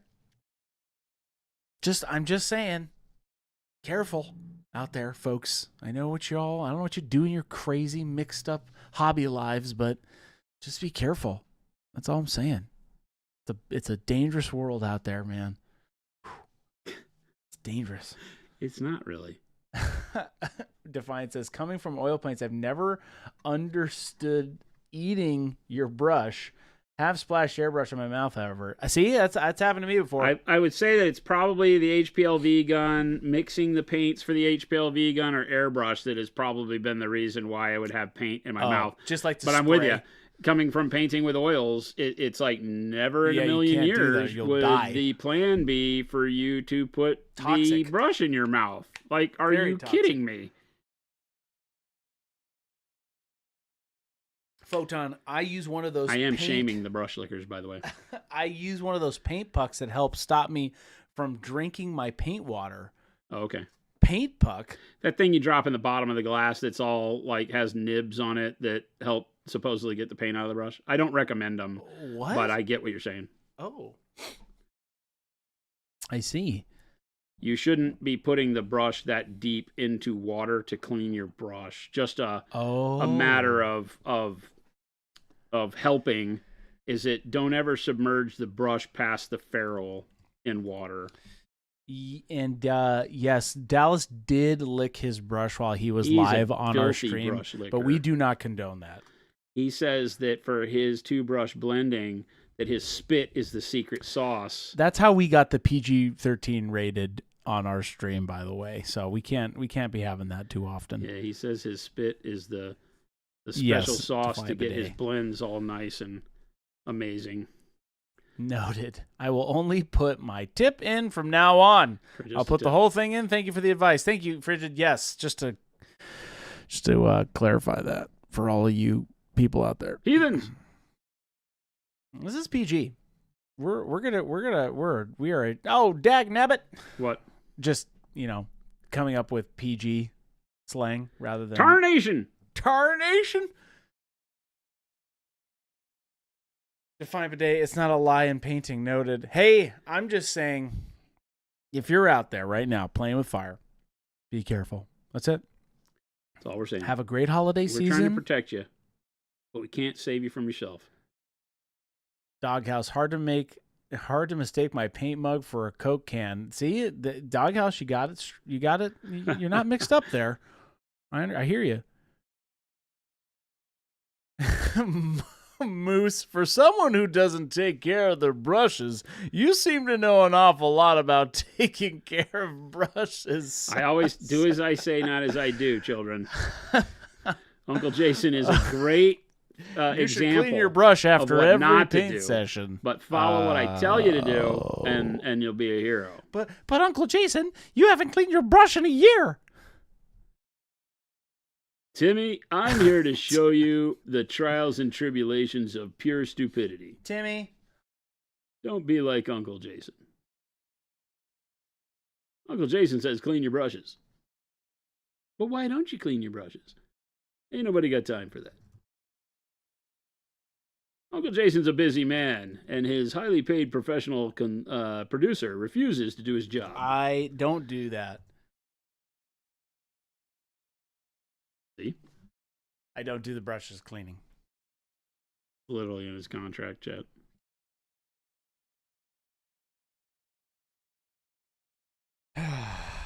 Is it? I was actually.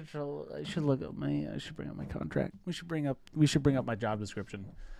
Hear ye, hear ye. Your job description says monkey dance, monkey dance. Here's my job description.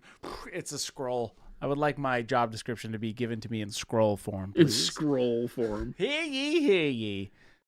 Thou shalt produce. Do we have to play trumpets first? Charge! That one's on you, Jason. What paint is being used, says Source? Special sauce Shadow Flesh. Special sauce Shadow. It's such a great paint. It's gonna be great. What are coming in the 12 paints? I have not done the final lineup yet. There's not a final. Shadow Flesh, Black, Crimson, Warm Yellow, Purple, which is like a royal purple. They're not all colors that are in the normal paint line. They're kind of adjusted hues off of the normal colors. The black is like if you mix Payne's gray with black, it's superb. Crimson, purple, gray, which is kind of a graphite gray, warm brown. We've got one or two greens. We've got dark green brown, a yellow green, a smoky green, a blue, an orange. Can't remember what else. A white or a bone. I haven't determined on those. So, good colors. You're about to see the crimson in action over this yellow, even though I hate to ruin this yellow. Well, why would you do this? Oh, that yellow's so good. The way it turned out, it's just so good. But no, I had already determined that what I wanted to do with these was to make them red. Are you going to make this watered down a little bit? I'm going to thin it a little bit. You're going to thin it a bit? Okay. Yeah, I'm going to thin it a little bit. Source says, bone, we need bone. Bone. Oh, dude, I mean, heck, you could do a bone over all of your skeletons and then just do olive flesh dry brush over that. No. Take a little That's bit what I'm waiting for, chat. In with one of these. Oh, that's the wrong thing. What are you doing? I was looking for one of these. Oh. Oh, it's a pipette. Pipette was my middle name. What are you doing? Sound effects. That was my real me, calling. You told me this was a serious business stream.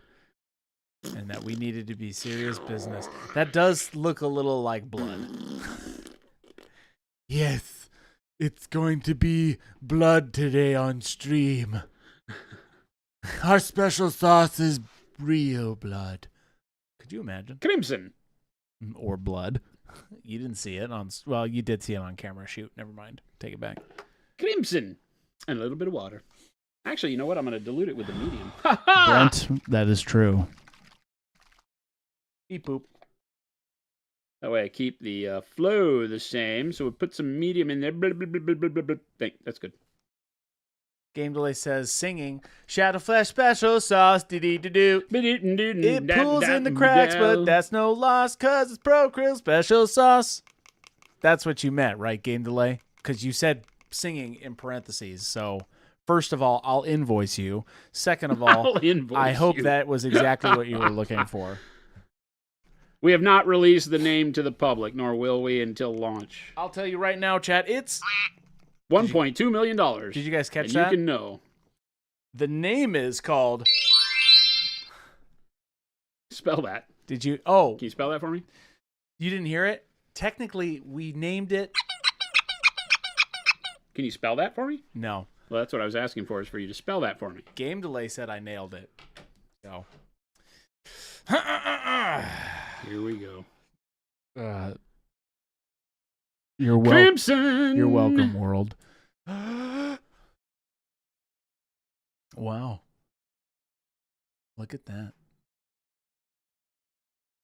Ah. Gandalf. Pro sauce. It's in the sauce. It's under the sauce. Under the sauce. Wow. That's a cool red. And by cool, I mean very warm.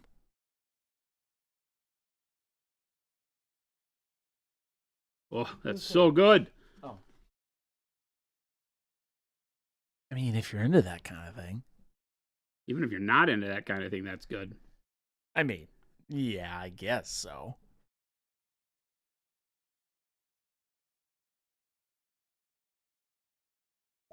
So this is just crimson? Mm-hmm. Oh. Yeah. Where's the mini? It's under the sauce. Thank you, Game Delay. It's under the sauce. So good.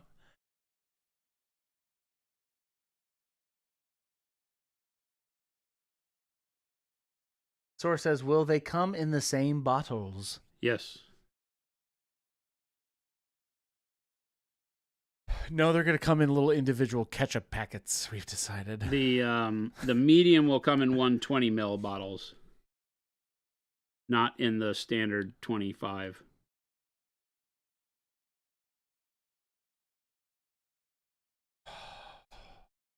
What are we gonna do, chat? What are we gonna do with all this teasing? I don't know.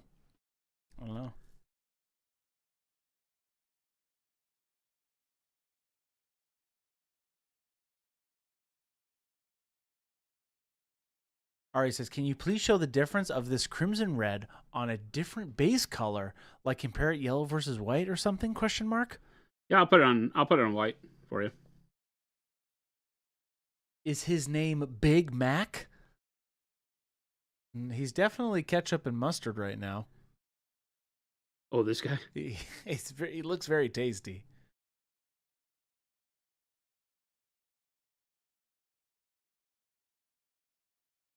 It really is like a ketchup red, now that you say that. It is.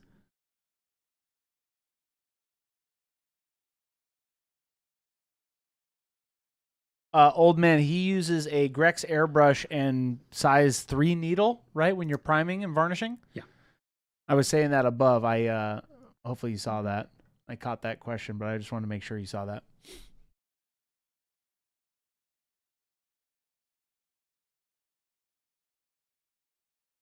Photon, the same thing we do every stream? Yeah, paint. That's right, Photon. We paint every stream.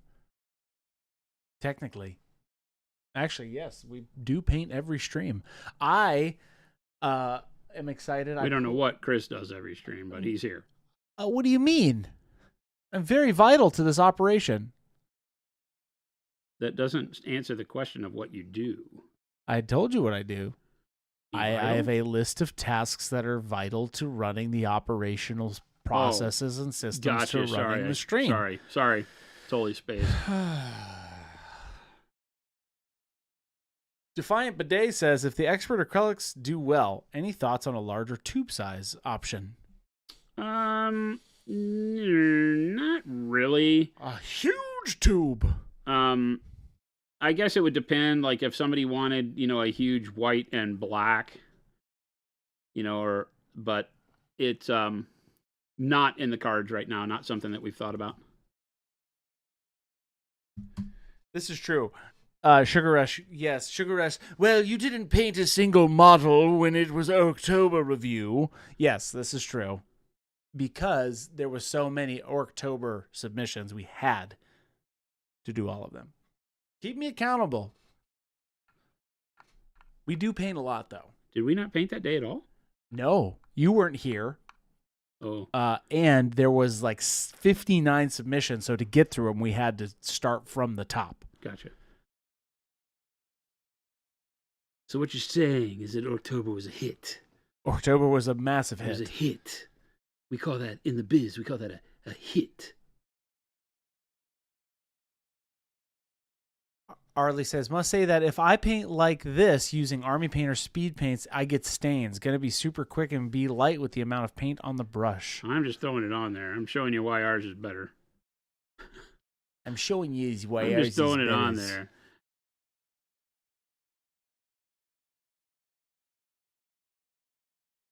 Now, I have to be very careful not to touch anything, right? Because like any paint of this kind, it has a little bit longer open time, stays wet a little bit longer, runs a little bit different. So I'm trying not to touch it. Don't touch it. But as long as you keep your hands off of it, you're good. And putting one right over the other to show you that they don't like re-wet. And that red is awesome. How are you going to paint this armor, Avian is asking? I don't know. When have that's a future Jason problem. Lacquer? I don't know what that says, Avian. I don't know. A red lacquered armor would be really neat, but I'm painting the skin red, so that's not going to happen. What about jade? Somebody had asked about this over white, so let me do it over white real quick. I mean, if you're into that. That yellow on that belly, though. That shows you this was just slopped on the belly earlier as a test, and it didn't stain or get big splotches. Let's do it on this arm. So this is just no yellow underneath. And again, I'll just slop it on here.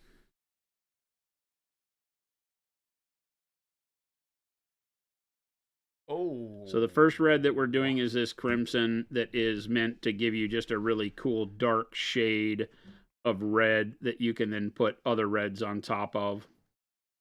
This is thinned, remember? I thinned it to go over the yellow. So it's not at full volume here, but it gives you an idea what it looks like. Full volume. And this is thinned with the medium, not just water, but you can thin it down with just water too. Again, just jamming it in there. Using a number 6 brush. Just ladle it on. Jason, if you were a brush, what size would you be? Where do you live out there in the world? If you were a brush, what brush would you be? I'd be not even a size, just what kind of brush? I'd be a number 4 round. Oh, I'd be a DD3. No, I'd be a Bab. That's what I would be. Big ass brush. Heck yeah, brother. That'd be me. There you go. Frigid said, thank you for doing this. And when you make these colors you want, can you show them after to prove my brain that the paint can be painted on to change the color if you don't like the color? He is kind of doing that with the over the yellow, Frigid. But do you mean like with other opaque paints? Maybe that's what you're talking about. That red is just spectacular for demon skin. Do the yellow, do the red over the top. Whew. That's a cool corn skin. Yeah, that's what I'm saying. It's like for demon flesh, like anything you wanted to do, having the yellow underneath it, I knew was going to give it a little bit more of a pop, not turn it orange, but with this crimson, just give it enough of a warmth with the yellow that would really pop it as a red and not have to deal with fire engine red, right? This is orange, actually, but yeah, so that's really good. Very good. Source says, do any of the special sauce paints have other pigments in them for effect, like a heavier, darker pigment than normal flows into the crevices and such? Or a white for opacity / coloring? No. Nope, because you can't get away with that. They have to be pigment just for hue because it's so translucent. There is one magical, very...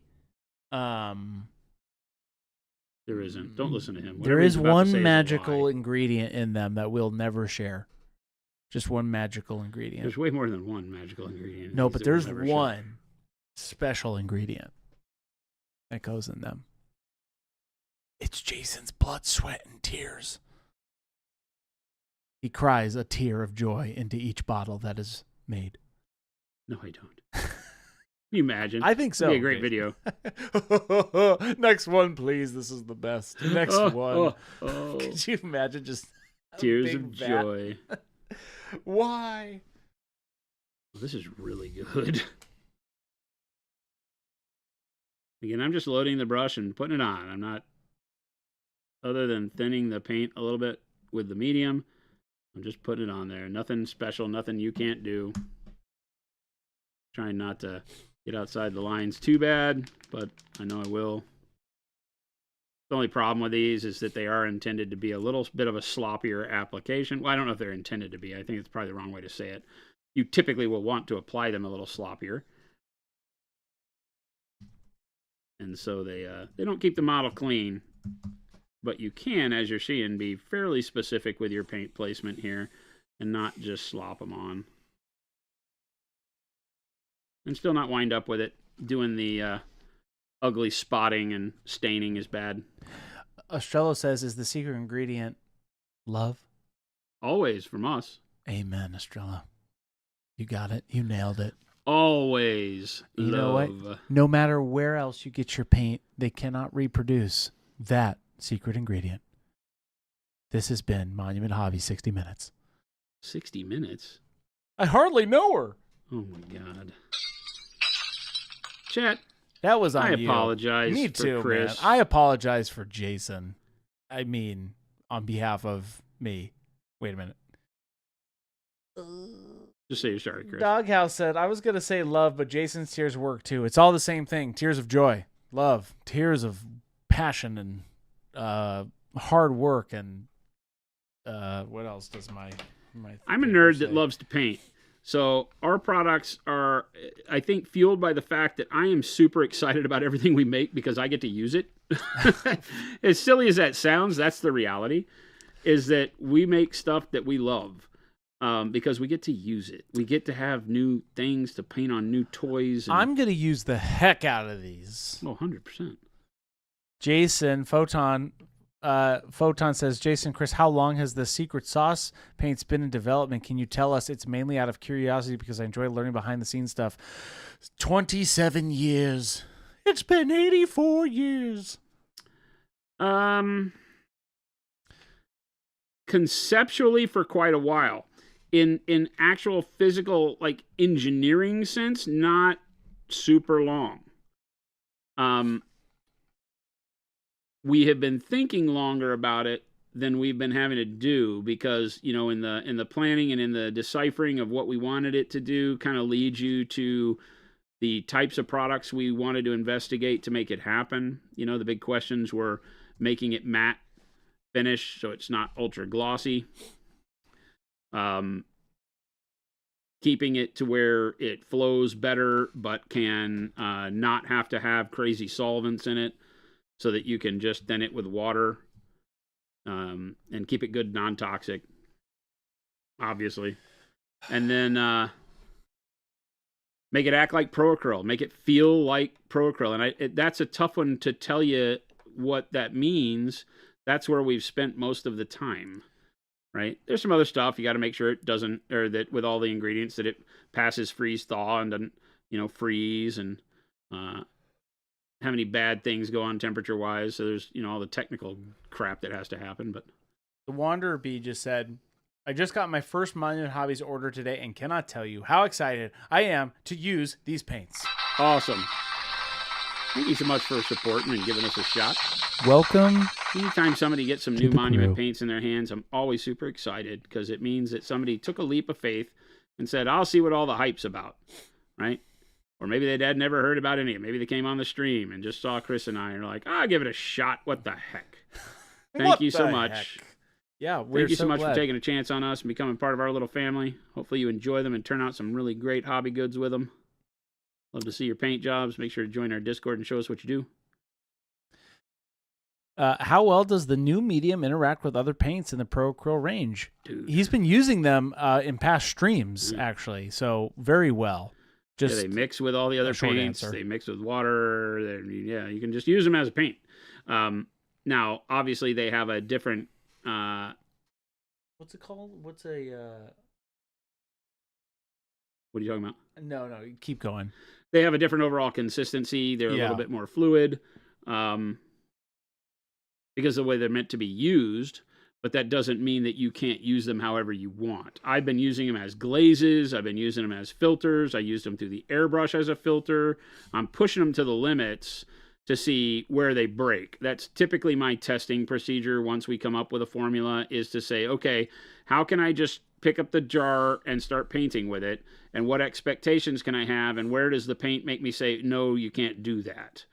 Because we don't like that, right? We like the paint to be able to do as much as we can throw at it. These are obviously specially formulated to do a particular task, but that doesn't mean in our eyes that that's the only task they should do. And that's why we haven't made them to date, is because most of these types of paints are built to be really cool as you begin and want to put down base coats and get some, you know, by their name, the contrast, you know, get some contrast on the model, do a zenithal, put these on, or just do a white prime coat and put them on, and it gets you further down the road than you would normally get just instantaneously. And that's really cool. But that stops being value to you pretty quick in your painting journey if you're paying attention to learning new techniques and stuff. You know, you're not going to just paint that way. You're going to want to do like a purple base coat and then do red over the purple. So I've been pushing these like this to do one as a base coat and then put another color over the top and see how it responds. And it's working great. Not tearing, not lifting at all, not reactivating, still blending really, really well. I mean, look at that. Yeah. Source says... Pop in really close. Yeah.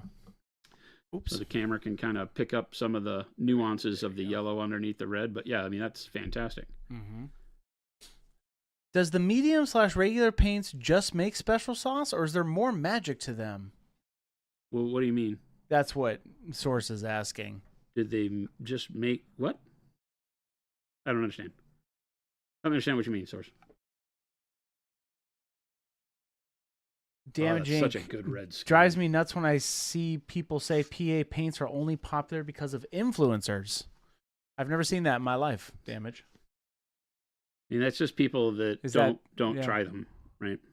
This is true. Naysayers out there that don't want to believe that a thing could be what it is. You know, it's the same people that we get that say, I'm giving a 1-star review. I haven't even used your paints, but there's no way that all these reviews can be 5 stars. So I'm leaving a 1-star review. Of course, we don't allow those to stand because they've never bought the product, but you get my drift. There's people out there that just want to see the world burn. Source is wanting me to read it again. Does the medium plus regular paints just make special sauce, or is there more magic to them? Does the medium plus regular paints just make special sauce? Yeah, that's what it's meant to do. What else are you wanting it to do? Are you wanting it to do something else? Or you're asking me if it has any other qualities? I think Source is just wanting more info, question mark. It will just make them special sauce, but that's the whole purpose, right? It'll make them not only have the opacity, but flow like a different kind of wash and or filter, right? Yeah. Because really these paints are like a heavier tinting wash. Right? Yeah. They do the same thing, but washes in general have been shades. You've only seen them in blacks and browns and dark colors. You don't typically see washes in bright colors, right? These actually take the heavy pigmentation of vibrant colors like reds and yellows and allow them to pile up enough to give you that little bit of shade that creates contrast over like a white backdrop. So yeah, that's what it does for all the colors, which is great. Hopefully that answers your question, Source. Let us know if you have any other ones about it, though. I just want to make sure. Avian says, okay, another nerd question. I see Jason is painting red, Oni. Will he be doing blue? Some of them will be. I haven't determined what yet. I'm doing the big spider blue, so I don't want anything to be too coherent. You know, I don't want everything to look like it's the same. So with the spider being a blue centerpiece on the table, I might not do any of the normal demons in blue. Yeah, okay, Source. Yeah, I'm just wondering if my entire Monument Hobbies collection becomes special sauce paints with the medium, 100%. Or if I can expect most of them to work like that due to something different with the actual, in quotes, special sauce paints. Okay. No, you can turn your entire collection into the special sauce paints. Just like with any of our mediums. Yeah. We're just going to make it its own paint line for people that don't own Pro Acryl and who really want to paint this way, so that you don't have to worry about mixing, you don't have to worry about all that stuff. But later on, after you've got them and you understand how they work and you start refining your abilities and your confidence in painting, then all of a sudden your whole paint collection, whether it's Pro Acryl or not, becomes way more powerful. Same way we do with the glazed wash medium. Yeah. Mm-hmm. Right? Everything in your collection should be able to airbrush with, glaze with, wash with. If you have a color you like, you should be able to use it for whatever you want. And Michael Holt saying, what's the delay time between speed paint application and painting over? I mean, what did we give it? 30 minutes as I painted the other skin? I think so. Just probably about. Just till it's dry. Yeah. I have been going very quickly over it in my testing, like just until it's dry. I'm putting it on really wet because part of what I'm doing here is testing again the over-wetting a surface that's already been painted.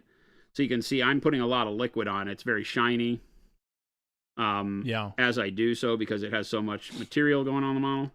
I'm just testing. So this is going to take longer to dry. But its open time is similar to our normal paints, a little bit longer than normal acrylics, but nothing, it's not like Noosh, right? It's not going to stay wet for a tremendous amount of time. So paint, when the paint you put on as your base coat is dry, put paint over the top of it. What happened to the Girogamo? Says Macro. It's over here.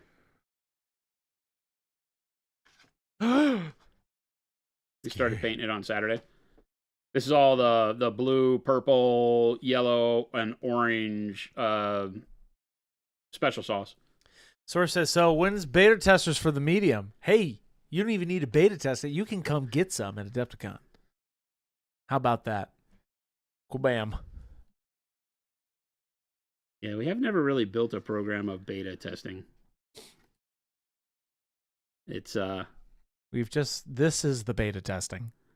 Because we know what we're doing, we just make stuff and sell it. There you go. I think there's a marketing avenue out there where we give people stuff ahead of time. We're just really bad at it because we test everything and we know what we're doing, and so we release it when it's good. Well, I mean, and that's kind of what you do, right? On stream, and obviously you're the one testing it because you want to make stuff you want to use. Exactly. So we don't really have a need for it, really, if you think about it, right? I mean, there's a world where it probably makes sense to let people touch it to get feedback to say, oh, yeah, we really do like this. Not just me saying, oh, you're going to like this. But I have to admit, when I like it, I want to sell it. Well, and that's what the stream's for, right? Yeah, let people see it showing and the all that. world. But there's a difference in touching it. I totally understand what's being said. We just have never done that. We've never been a company that sends stuff out for people to review to say, have we made it or not? Oh, I see. You know, and there's a lot of good feedback that comes from that, sending it out and having people come back and say, oh, what I saw was this, or hey, I did this and it didn't do what I expected it to do, and can you look at that? And it makes sense, but we are very, very thorough when we go through and test stuff. Yeah. So for us, I think it's more a matter of being like, okay, we paint, we know what we want from a paint to be something we hang our hat on and put our name on the bottle. So by the time we get to the point where we're like, yeah, that's it, maybe we're overconfident in the fact that it's right. Yeah. But I'm okay saying that. Not that we're overconfident. I don't like saying that we're overconfident. I just say that we're confident in the fact that by the time it gets to the point where we're like, yeah, that's it. You definitely take it through its paces. Yeah, we beat it up. Yeah. I overpaint it. It doesn't mean that people wouldn't get it and be like, oh, but I did it on this and it didn't work. I'm like, well, I didn't build it for that. So I'm never trying to create the everyman product, if you will. I'm trying to make products that work good in most situations that I can think of. But if you come up with one that it doesn't, I mean, I'll go back to the drawing board sometimes and be like, oh, well, we'll see what we can do. But I don't make promises on that. Yeah, Tess, this is our new paint coming out that will is our call to action for contrast/speed paints. Yeah, it's our answer to the speed paint world. We've had customers since the dawn of all of that happening that have really clamored and said, hey, we really want you to make one. What would you do? What would a Pro Acryl speed paint look like? So here you're seeing it. Well, it says, so you won't have to reformulate and release the special sauce paints almost immediately after release? ? My hope is no. We go through and wink, we wink. know what we're looking for. We know we don't want it to bubble up. We know we don't want it to re-wet. We know what we don't. I mean, we make good paint, and so from our standpoint, we may not know everything about paint, but we know what we like and we paint. Yeah. And so by the time we've used it, like I said, I put it through the airbrush. I, paint over it with other colors. I don't make up stories about how, no, we meant for it to reactivate. We don't try to hide behind, make bugs into features. Yeah. We really try our hardest to engineer the right product from the get-go. And that's kind of my legacy coming from where I did in product development. Because with like electronics and such, you don't necessarily have the ability to go and send the product out because it costs so much to make the first run. Yeah. You've already had to pay for the molds. You've already had to say this product is done. There's not a lot. When you make a new television, you don't get to send it out to your promoters and content creators and say, okay, tell us if it's good. You've already made it. Yeah. In order for me to send you a promotional piece of electronics, it's already ready to go in production. There is no, if you don't like it, we go back. We can change software and user interface, and that's it, right? So yeah, I don't come from a world where that's a possibility. And so I treat it that way with paint too. I'm like, it should just work. And if we don't get it right, we'll fix it. Photon says, hey, Jason, on Saturday's stream, you talked about using a glass palette. Can you give me a quick pitch on why you enjoy using glass versus the wet palette? Yeah, for me, we talk about this all the time. For me, I like to have the paint that I'm using always be the way it would be out of the bottle. Okay.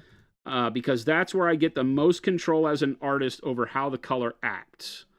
When I go and want to grab, this red that I've made. Maybe I want to thin it a bit, so I put a little bit of thinner in it or whatever. But I get the consistency I want to use it at, and I don't want it to change.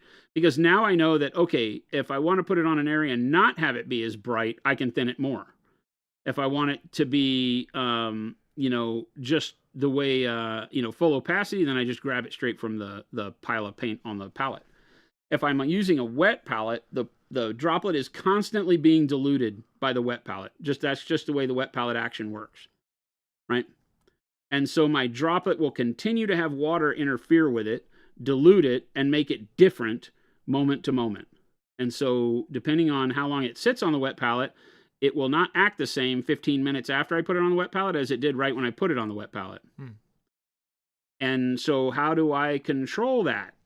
Do I consistently paint with thinner and thinner paint over time? Because I can never go back to full opacity after a particular point. And I don't know what that time is. Depending on how much water you put on your wet palette, it could be, an hour later, your paint starts really thinning out. But for me, I want that droplet of paint to always be the way I expect it to be, because I'm constantly adjusting the water on my brush to get paint thinner and not wanting it to just thin itself over here automatically. This paint will always be exactly what I know it will be, and I will add water to my brush to either thin it down or not. That's it. What are your main tips for using a dry palette? Good God, this is awesome. It is pretty cool. Holy buckets. It's too good, Chris. It's pretty good. I'm not used to feeling like with, my underpainting and stuff that there's just not a lot you got to do. I can do some highlighting on the red, right? But it has a really good coloring to it, so I like it. I like the yellow just by itself, though. The yellow is really cool. Mm-hmm. Jason, I hear you talk about values in terms of paint a lot. Yep. Can you explain that concept for us? Spin, yes, it's a very important one. Value is the brightness or darkness of a color. So all colors exist on a value scale, and I'll just keep it simple of 1 to 10 or 0 to 10. 0 being black and 10 being white, right? You can't go darker than black. You can't go brighter than white. And so you wind up with, and some scientists will come in and go, wow, actually, you might have some reflective paint that can go brighter than white, but it isn't really. It's just reflecting more light in the room. But anyway, you have white at the top end of the spectrum and black at the bottom, and all your colors fall between there someplace. So you are always grabbing colors based on value and hue, the color you want, the blue. But which blue do you want? Well, I want the blue that is dark so that I can paint the shadows, or I want the blue that is a mid-tone so I can paint the mid-tones, or I want a blue that's bright so I can paint my highlights, right? So value is the term that defines all of that for us and is what you will start wanting to think of mainly when painting once you get past the point of feeling comfortable with, keeping the paint in the lines and all the basics. Then you move into value and volumes. Volumes is usually used in the same sentence or close to it for me, because volumes are what give things three-dimensional shape. Shadow and highlight on a shape make it look three-dimensional. It's like when you take the circle and you shade part of it, and you put a stem on it, and now it looks like an apple, right? That's because of giving a thing volume through contrast, and contrast is achieved with setting dark and light values next to one another. So that's all painting is. Painting is confusing or fooling the eye into thinking there's an actual scene with light involved. And when we think about, all of this in terms of like painting a canvas when it's two-dimensional, making whatever you paint on the canvas look like it's three-dimensional. We have the luxury of painting three-dimensional objects, so they technically already have their own shadows. But the way the model casts a shadow is all done by virtue of the way the light in the room hits it, right? So this model looks different every time I turn it because the light stays still and will cast a shadow on a different part of the model based on how I rotate the model. Well, I don't want the model to play that game. I want you, when you pick up a model that I paint, to always know where I intended the brightness and the darkness to be, right? So that bright shine will always be on that part of that hand, even if I turn it upside down and rotate it away from the light. So I paint all my brightness using values of bright colors like white, blue, next to Payne's gray. And now I have contrast that also creates a shape because I've got brightness that goes around this cylinder and into darkness. So it makes it, you know, that it's that kind of round cylinder shape. Right. So that's how it all comes to life for us when we're painting and why it matters. And when you start thinking in terms of value, color starts becoming a tertiary thought. And by that I mean that now you don't have to worry about whether or not you have that dark blue, because you can say, I can take any dark color and paint it under my blue, and it'll create a shadow for my blue. Now it's just what color works best. I like dark purple. It's almost a meme around here, how many times I use dark purple, and how many times I answer people saying, what's the best shadow for brown? And I go, what? What do I say, Chris? Dark purple. Dark purple, right? Every time. Literally every time, right? But the reason is because dark purple provides such a good deep value while also giving me a cool hue to work with for shadows. And you'll start to create your own version of whatever dark purple is once you get used to thinking in less about color and more about value. Mm-hmm. Dark colors make good shadows. That just makes sense. Yeah. Now, which one makes the best shadow for what you're painting? A lot of people would say, well, if I'm painting red, I should paint a dark red for my shadow. More times than not, that's not the best choice. A better choice would be a dark blue or a dark purple, because it will cool the red off in the shadow, right? So then you start getting into more complex terms like that, or theories like that, and your painting elevates tremendously as you go through those small tweaks to the way you apply color, based not just on, you know, triads or whatever you're hearing, and more so on how you use value of color to define your volumes to make your shapes look real. Jason? Sir, yes, sir. It's time. I don't have to quit. Are you going to keep going? You can keep going if you want. Keep going. Chris is going to split. Chris is splitting. Chris has got to split. Chris has got holiday on the mind, man. Chris has got to go. What do you got going on tonight? What do I got going on tonight? You prepping for Christmas stuff? Prepping for Christmas. I got some Christmas Where are you doing gifts. Christmas? Not at your house, are you? No, over at my parents' house. Oh, okay, cool. Yep. Yes, I'm leaving you, chat. Is it straight up 4? It is Holy 4 o'clock. 4 o'clock. It is. I literally just noticed a Holy little bit macaroni. ago. I'm so zoned in. Time flies. Time flies. Yes. It really does. Yeah, I'll stay on for a while. Are you sure? Yeah, because I want to finish at least getting the red on here and then maybe playing around with the flesh tones on the other guys. So hey. if chat wants to stick around, I will keep going. Hey. I don't think I have anything going on after stream. Do you have access to my calendar? Can you see real quick? Every single day. Make sure I don't have anything on here, because if I do, I've forgotten completely about it. You have something about Here we go. giving me Here we go. nothing. Chat, so I'm painting. Yeah, you're painting. You got nothing. Hey, good luck. I have never really felt comfortable putting this much paint on if it wasn't a base coat. So this is very new to me. Mo, I'm not the abandoner. I must. He has to go. I dude. must He's been here all day. I must stick to our schedule. He's been here all day. I've been told. I have been here all day. I always tell him he does not have to stay. It is not an expectation Sometimes I for do. Chris to go long. Sometimes I do. He graces us with last week. You did. Maybe if Jason does this paint from home thing, I can paint with you guys at my painting station at home. He has a long drive, so Yes. Chris basically lives on another planet. If I didn't have such a long drive, there would be potentials of staying later. But hey, that's it. It is what it is. Chat, I hope you have a great evening. Jason, What? continue on, Thank you. and I will see you guys tomorrow. Boop. Thank you, Christopher. You're welcome. Have a wonderful evening. Drive safe getting home.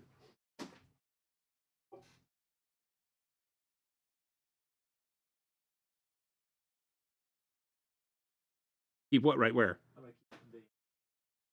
Can you bring the web interface for the zoom up or for the button pad? Yeah. Please. Yeah. Yeah. No, it's the, there's a web interface for it. Where is that? Hit the settings, maybe? I don't remember where I found it. I don't know where I found it. Like, click the Stream Deck XL. No, not that. Close that. Hit the, pull the pull down menu. Add mobile virtual network. No. Hit the one underneath it, maybe. Companion XL copy. No. No, it doesn't. I'll figure it out. Okay. I have the mouse over here. I'll figure it out. You keep it here.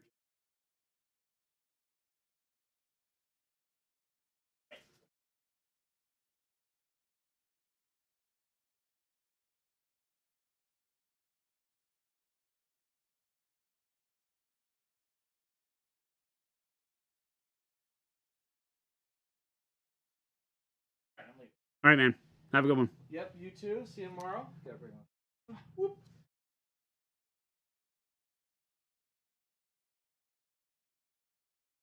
All right, chat. Now's the time when I don't pay attention to chat.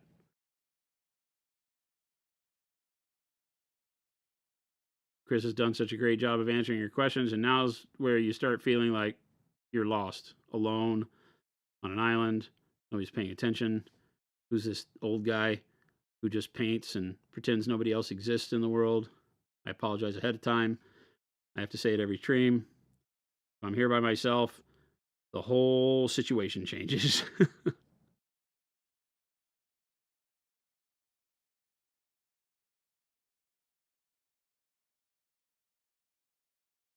This stuff is amazeballs. It's very good. Now that Chris is gone, now you can say dirty words. No. To gray out parts of models and focus saturation on focal points? What are we talking about?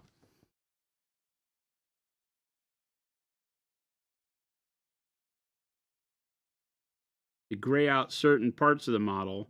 That's using value to like shove things into the distance, right? When working on a model, you're not really graying out parts of the model, I don't think. You might have a composition where that makes sense, but typically not. Typically with a model, you don't have enough foreground, background to deal with just the model, right? Graying things out tends to happen when you're painting on canvas, and you gray things in the distance out and bring things into focus up front when you're trying to give depth of field with your artwork.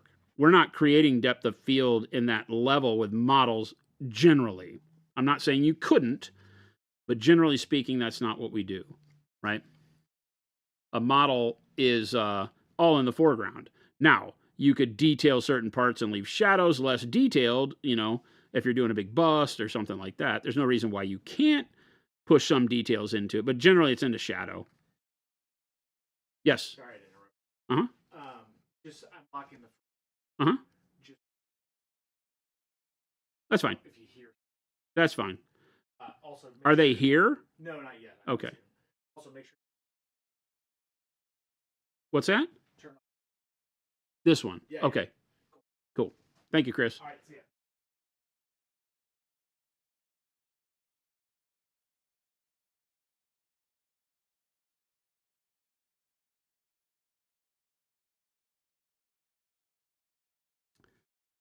I'm super pleased with that. That should not be that easy.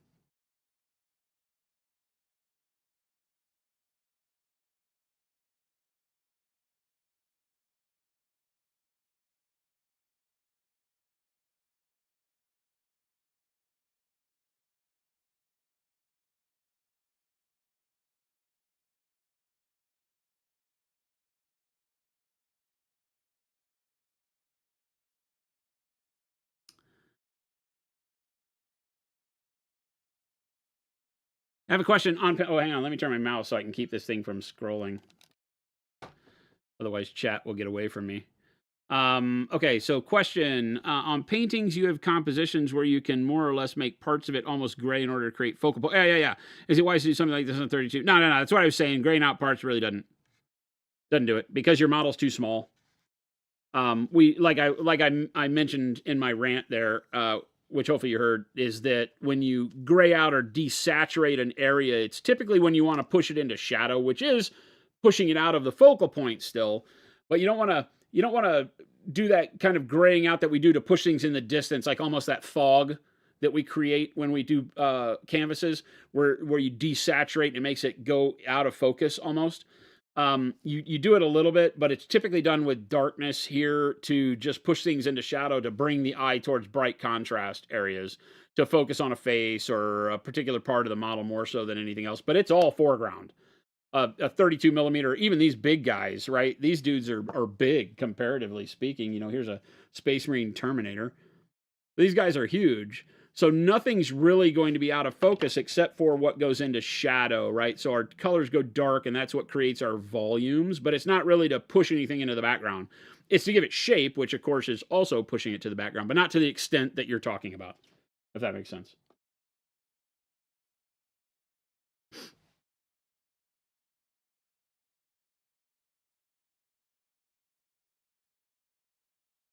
Trashorama, why am I putting the red glaze over the ochre? To get a warmer red overall.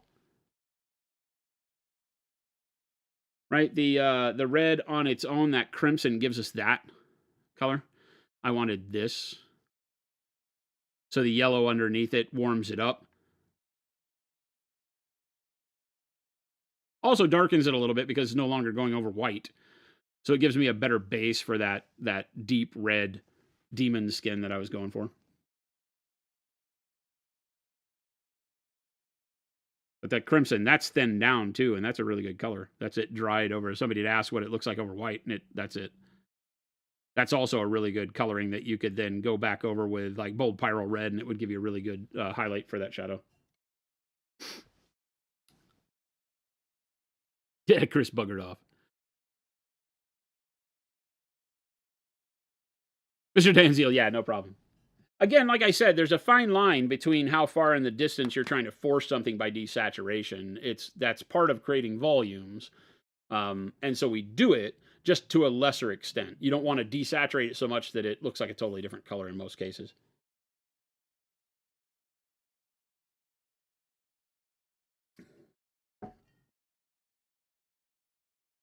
One! All right. We can stop playing with those guys for a minute. And look over here.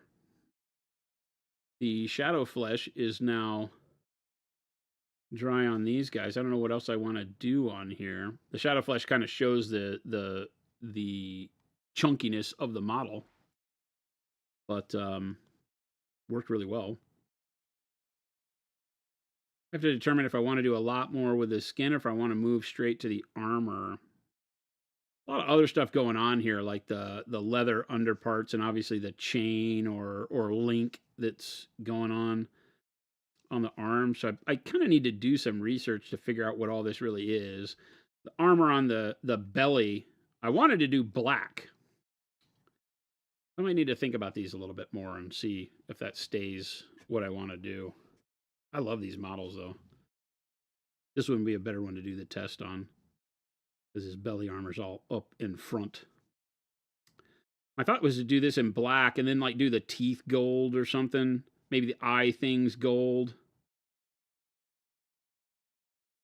So it's mostly black with just a couple of little gold things peeking out. I think this is all armor down hanging in his crotch too. Like these would be laminated leather. These would not be metal. This would be, I mean, this could all be, technically be laminated leather. But because that's a big mouth that goes inside, I like the idea of it being armored. And I think on the box art, it's like in gold, right? They do it in like gold metallic. I think like these things would be bitching as metal with like maybe gold or silver teeth or something like that. These guys are fun. They're pretty cool. I think let's go ahead and put the black on here just so I can show you the black. What say you? Yeah, I wanted these to have like Caucasian skin. Just to be that uncanny valley kind of stuff.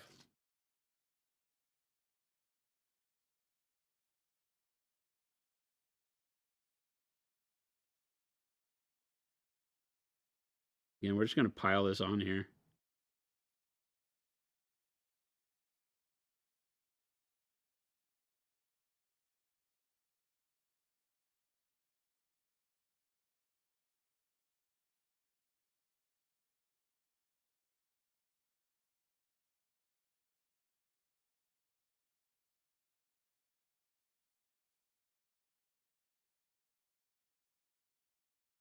I'm going to put it on everything, including the eyes, even though I think I might do the eyes gold. Because if I do, I'll do non-metallic gold, so it won't matter if there's color on it or not.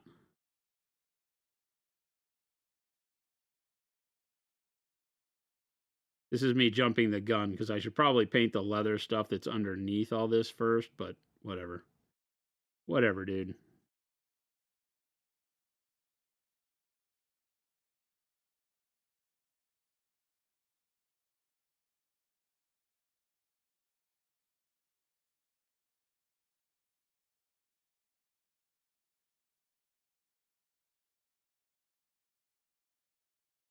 I think people are going to absolutely die when they see how easy black armor is with this stuff.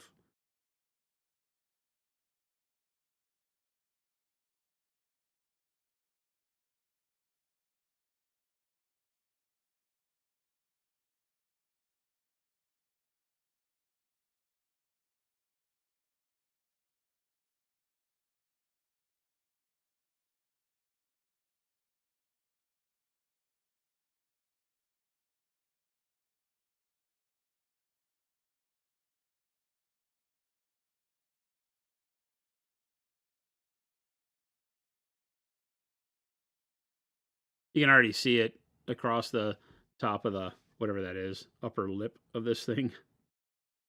That's the right. Is that a lip when it's on your gut? I don't know.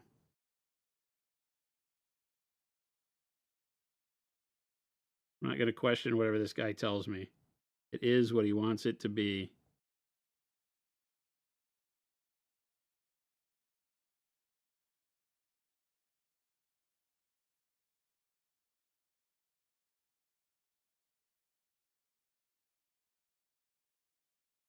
Stuff could put us out of a job, gang. It'll be too easy to paint models here pretty soon. Holy, that's good. Wow.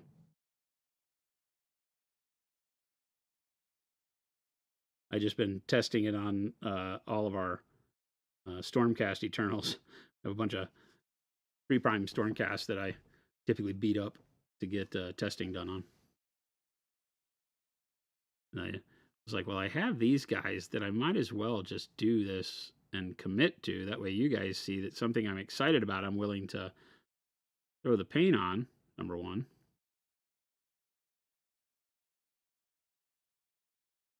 And number two, just to see how it does with big surfaces. Because this is really freaking good.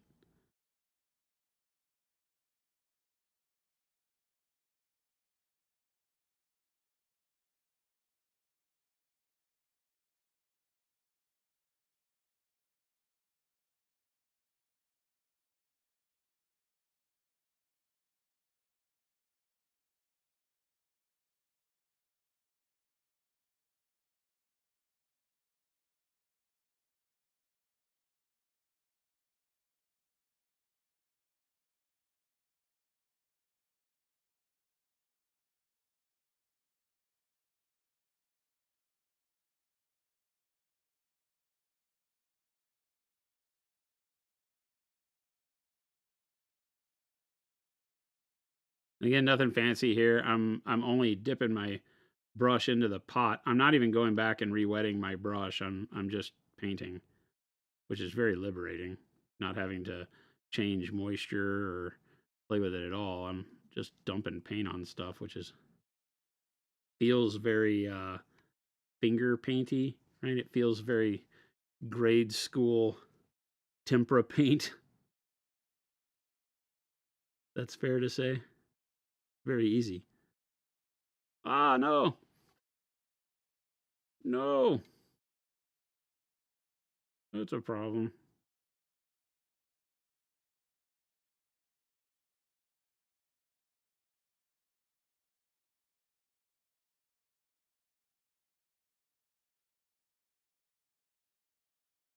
Did we save it? I think we saved it. Yeah. All right.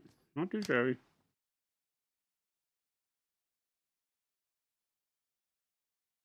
Only problem with using such a big brush is I have paint loaded up so far up the bundle rather than just at the tip that when I shove the brush into tight areas, it's paint on everything next to the area. I got to be a little bit more delicate with this if I want to keep it clean. I love my number 6 brush, but holy hell, it gets me in situations like this where I'm like, woohoo, let's just paint. And then I get it all over everything. It's like, oh, that was bad.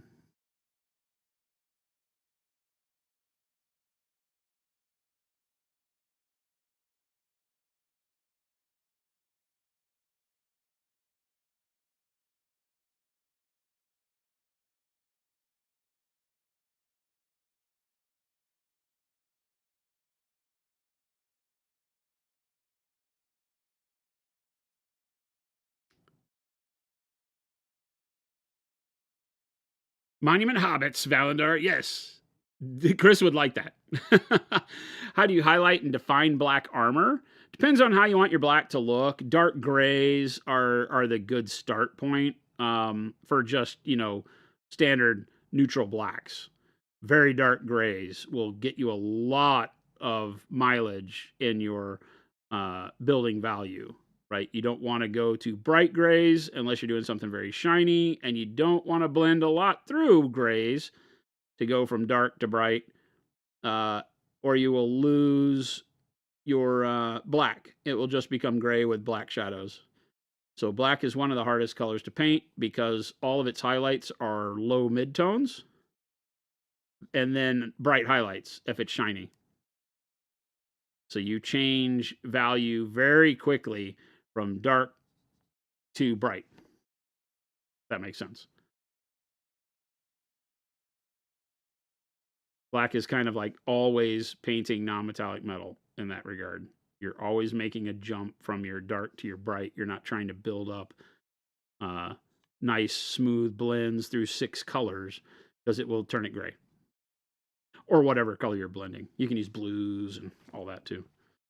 Holy, that's good looking. I don't know how I'm going to get this in here, get these other areas. Very carefully.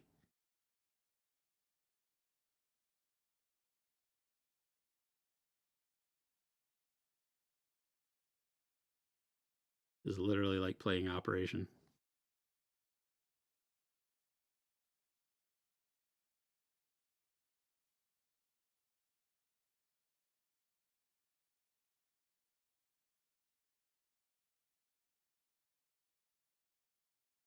Ah.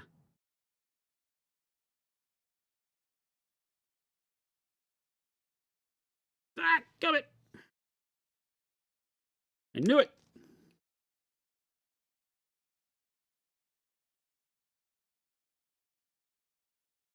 Oh, it comes right off. Just a little bit of water. Oh, that's a lot of water. I was like, wow, it's flowing back up out of there. Don't do that.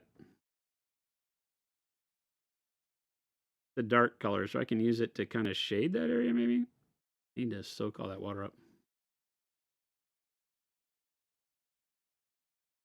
Fixed. All right. I'm gonna paint with this brush.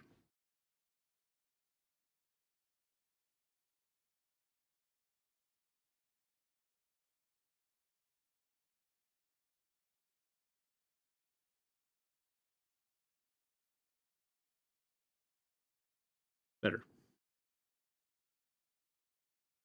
There's so many overlapping things that when I push the brush down in to get paint in an area, it splays out. It hits like a spike and splits hairs off to the side. And damn, look at that. Holy.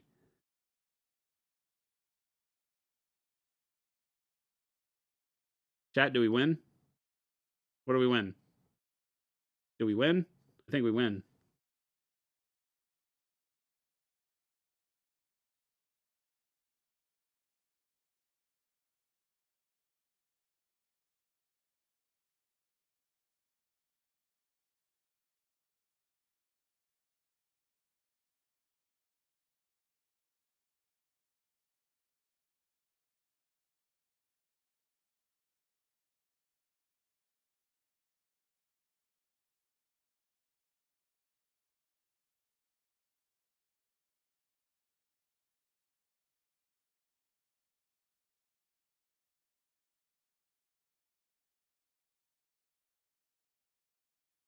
See if I can get the thing I want to working. Let me bring it up. What is this? It's not that. It's this. Oh, did he not even have that running? Oh, it's over on another screen. Rat bastard. Really? Dadgummit. How do you... does anybody know the Windows quick key to bring a window to the screen you're on, to the screen that's in focus or where the mouse is? It's not control. I don't have a keyboard anyway. Give me a second.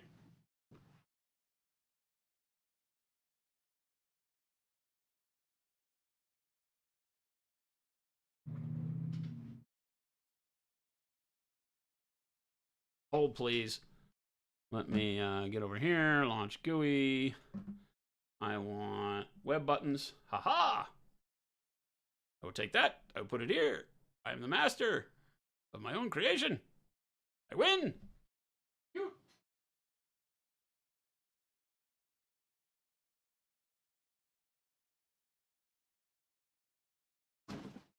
All right. That Chris guy doesn't know what he's doing. I know what I'm doing. Look at that. Haha.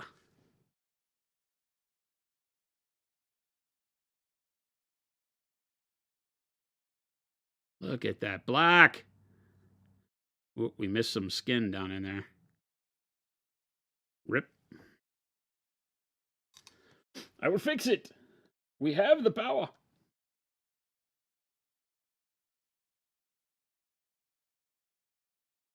Alt-Tab? No.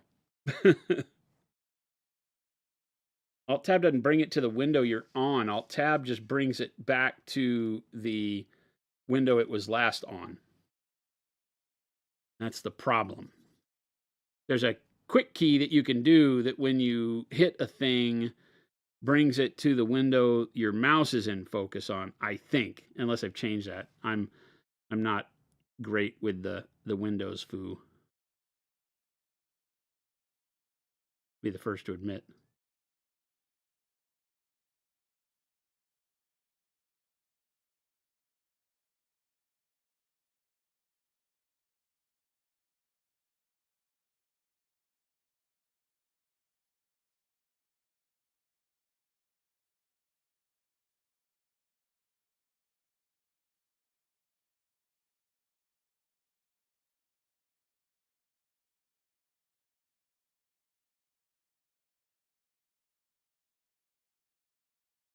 It doesn't get any, I don't think you have to do anything except bright highlights on this to just get spectacular black. I'm convinced. White blue maybe on this. And you're done. I got to see if I can get this. This area is bugging me down here. I know it doesn't matter because you can't really see it, but it bugs me. I'm going to...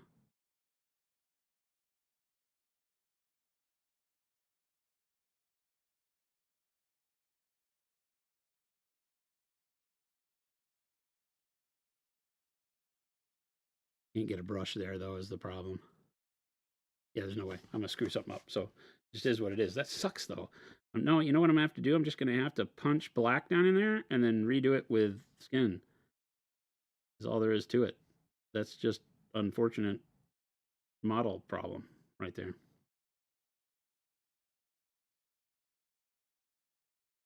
Because when you set it like 3-foot test on the table, you could see down in that crevice in there. That's no bueno.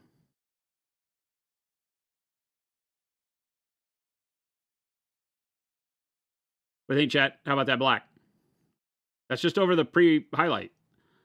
You get enough of the bluish tone. I really like the bluish tone in it. Works like a champ, right? I won't do the hair in that black. I think the face mask, though, right?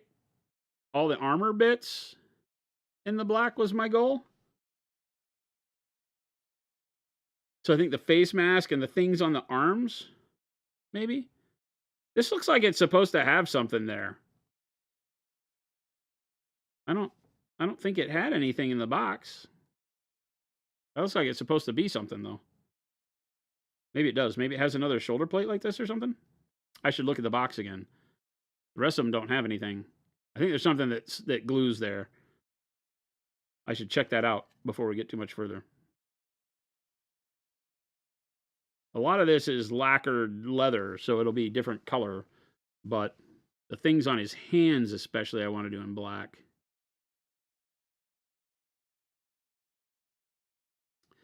I'm going to get the flesh tone back out because I made a little bit of a touch against the skin right there. So I'll cover that up and push a little bit into the shadows there.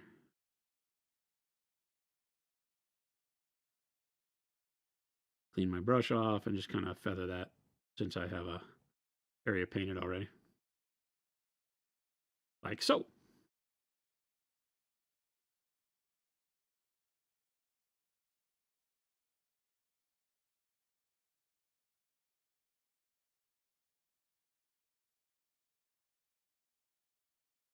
Win plus arrow keys. Ah, you found it. All right, cool. Towards initial, I have a Monument M we could put on there. That'd be funny. I do have a Monument M that would go there. Probably not what it's supposed to be, but whatever. Let's get the Brusha back out. And I think all of this. You can come back and do something different with the eyes, but for now, I'm just going to get all of this in black just to see. I'm loving the black, so I'm probably going to go overboard with the black, unfortunately. You guys can see that I'm just slopping it on. This is not thinned other than, well, no, there's no dampness on my brush other than the paint. So this is not thinned at all. This is the way you would receive this paint when you buy it.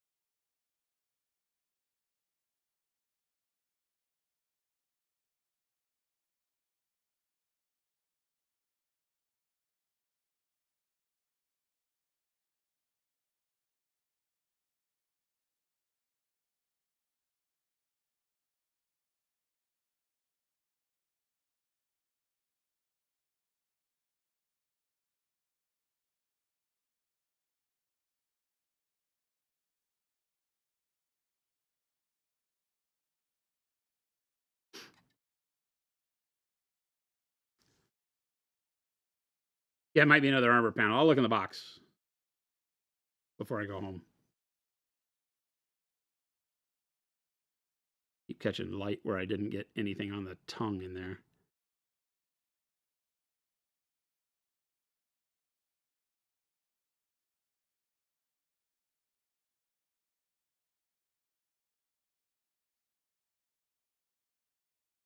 Hard to see up inside that mouth area. Got to kind of wing and prayer it.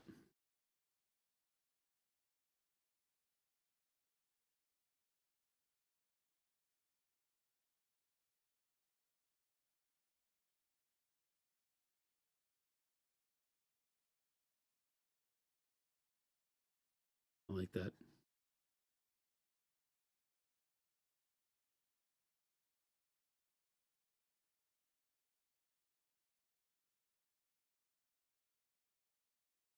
Very easy to touch up areas you miss. When you're slopping this paint on, one of the big things with the way that it flows is that it will kind of shrink in areas if it's really thick. So you might look like you got a little dot or a spot you missed. Go back in and touch it up real easy though.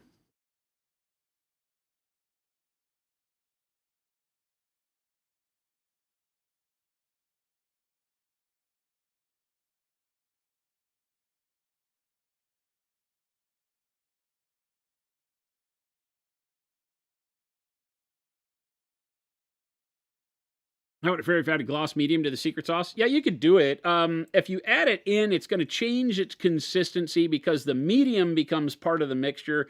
The medium meaning that the gloss, right? So if you use the gloss varnish, it is a medium, as you've stated, and it will not, it'll start to make it more of a paint, less of a wash or a contrast paint. So be careful with that. But yeah, you could turn it a little more satiny if you wanted.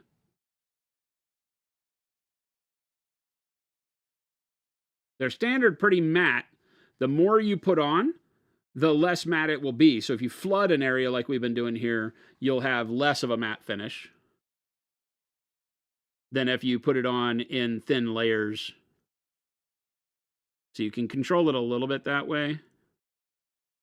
And they will be more matte than what you're seeing here by the time we're done with them. Because right now we're testing for everything other than that, and actually we're not really testing for pure color. We're at a point where we're very happy with the performance of it, so from a color standpoint, so we know we can make whatever color we want. Now it's more the functional stuff like the adhesion, rewetting, bubbling, freezing, that kind of stuff.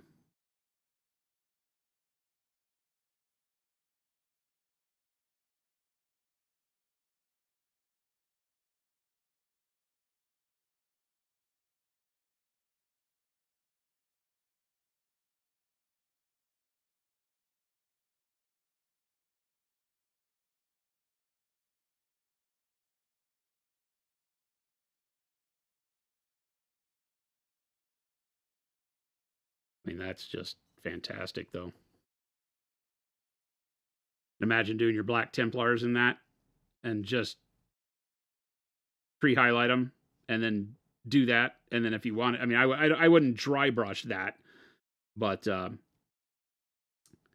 you could, let's take a quick thing and I'll show you, because one of the really, really cool aspects of these is that they allow you to mix with other colors. So let's take some white blue. I already have it out. So white blue would be a color I would highlight black armor with, right?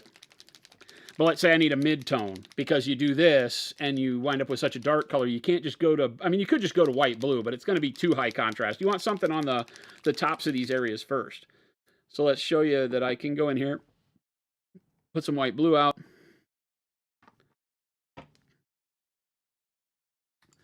Put some of the special sauce out, just straight out of the tin, right? And then mix in some of the white blue. So the color that you have, you can just use, right? I can just keep lightening it like this.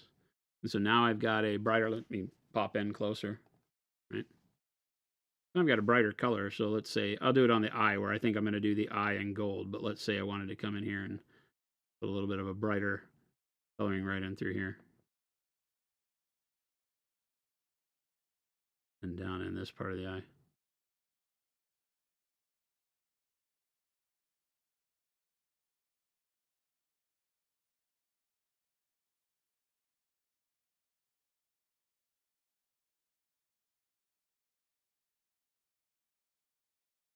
Again, we did this with our washes, and when we introduced our washes, we explained that the goal with the washes was to make sure that they blended really well with the rest of the line, so that if you put a wash on, anytime you create a filter, one of the hardest things to do is to then come back and pick the right color to go over the top of your filter. So here, I can just take this edge with the special sauce mixed with an opaque color. So now the more opaque color I mix in, the less it will act like special sauce, And the more it will start to act like, I keep putting my finger on this piece over here and pulling paint off. You got to be careful when it's wet.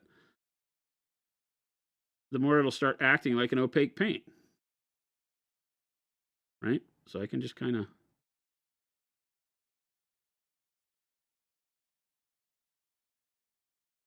pull it in and highlight with itself blended with another color. So you always have the right color for your highlight. Just grab a tint like white, blue or something and mix it right in.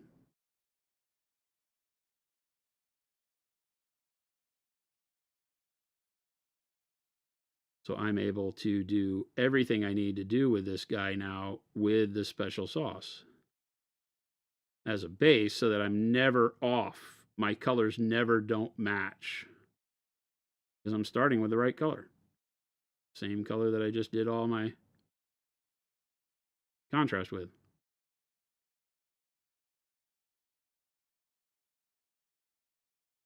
How about them apples?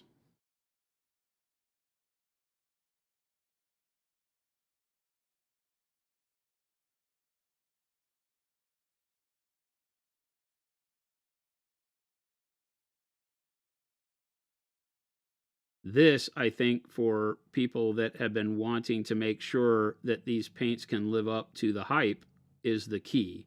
Because now I've got the ability to use them with the entire line of paints any way I want to generate midtones, highlights, everything that's always a pain in the butt.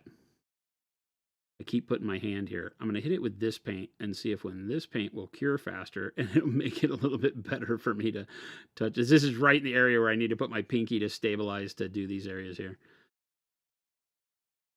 This is perfection. And of course, this has gotten me started on my black tons quicker than ever I would any other way.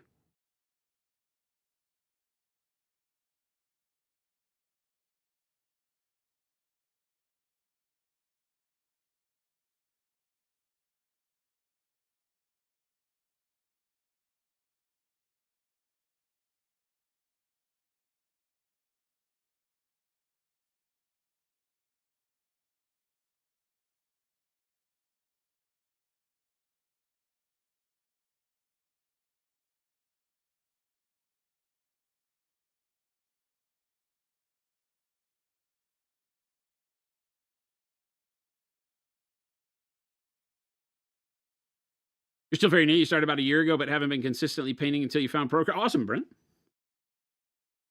Been great having you around. Yes, really great questions. Very attentive. I love watching people who are new, who really are, trying to find their way and not afraid to jump in there and say, hey, I'm trying to do this. Teach me. Now I'm completely distracted though, because now I'm like, oh, this is great. I'm trying to show you guys, and I'm completely smitten with the color we've made with just white blue, because it's the exact color that we get from the white undertone on the pre-highlight. That's just too easy. Lets me come in and do whatever I want in these areas to brighten them up.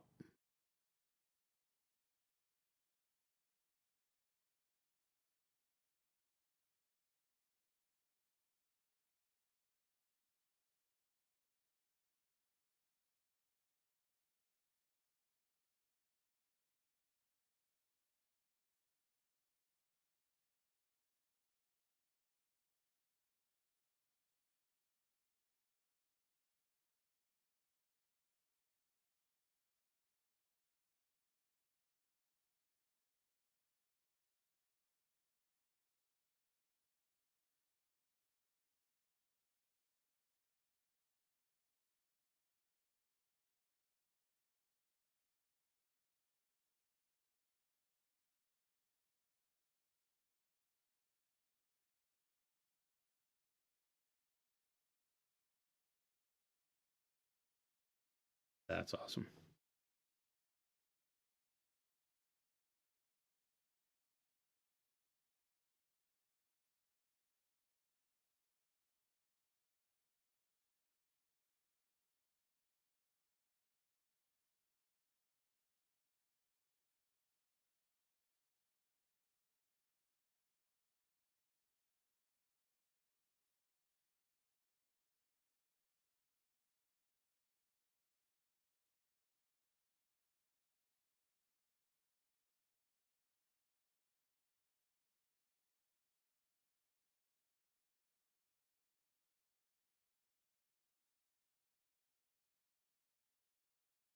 Black doesn't get much easier than that.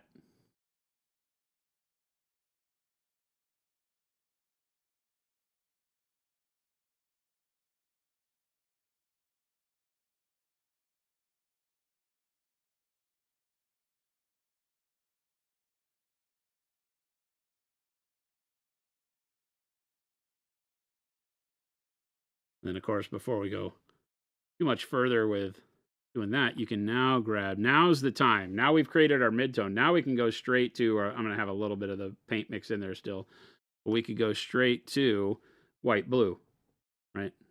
I'm using such a big brush that I've got a little bit of the black special sauce that'll still be loaded in there, but this will still have a big impact.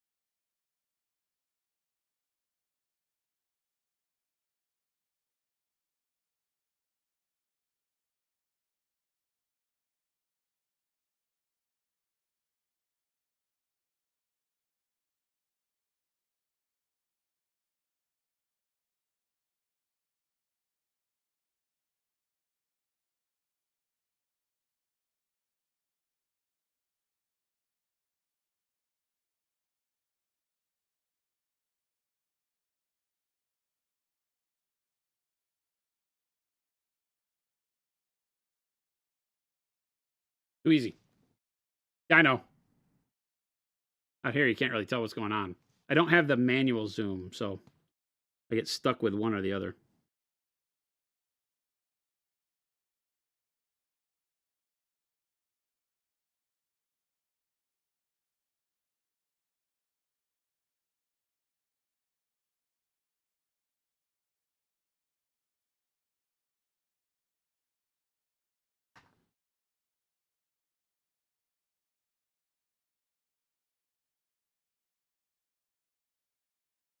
Vestiges. I'm all zoned in, man. I'm having fun. I didn't say it. If Chris is gone, we are no longer professional. When Chris tunes out, we become the travesty of Jason alone.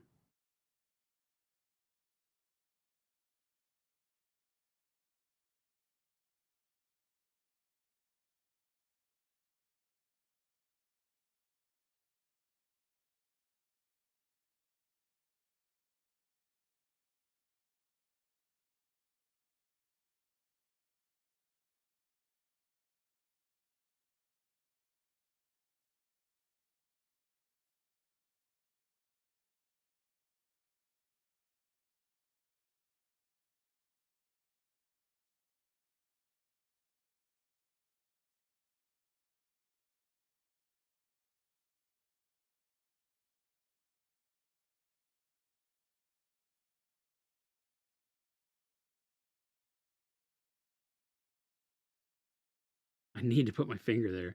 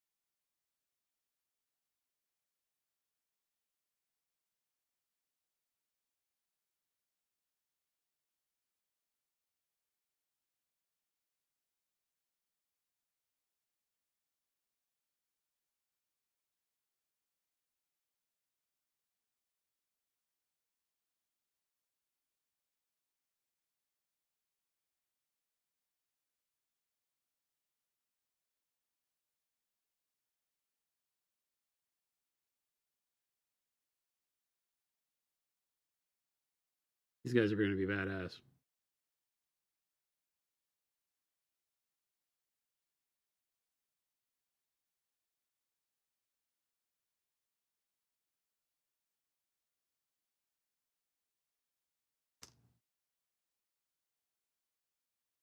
Silver ears always look so crappy when I try to do this. I mean, like I said, when I was zoomed in and everybody's, having to stare at it like this, it's really just a matter of going in and kind of being unafraid to put them where you want them, and then be able to go in and say, okay, let's say I want to darken or blend some of them up again. I can create, a little bit of a darker tone out of mixing the special sauce with the white blue. Add a little bit of water, and now all of a sudden I have a really good glaze out of this that if I go over these midtones I've created, I can darken them back up, right? Instantaneously like that. So let's say I want to do that and get most of the color off my brush, because now I'm talking about using it as a glaze. Let's say that here on the nose or whatever, I didn't like those, the way that I had put in the values on there, so I could just kind of come back over it like this.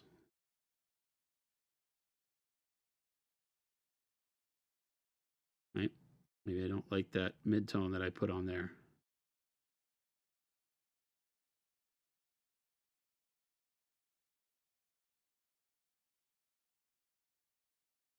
Now I've knocked it all back again, so I can start over.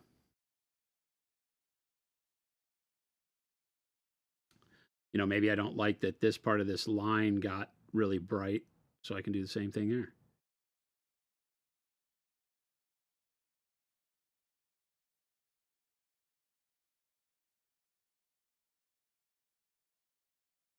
Now you start to see why I keep saying, like with these paints, until I can use them like I would want to use them, I haven't wanted to jump them out there. But now, all of a sudden, these are paints that I will use all the time because I can do exactly what I'm showing you here, right?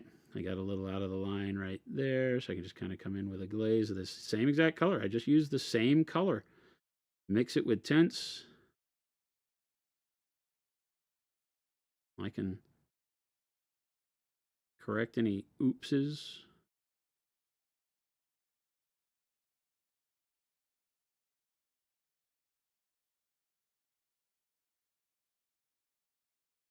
Yeah, I'm super stoked about that, especially with the black. I think that's going to be super cool.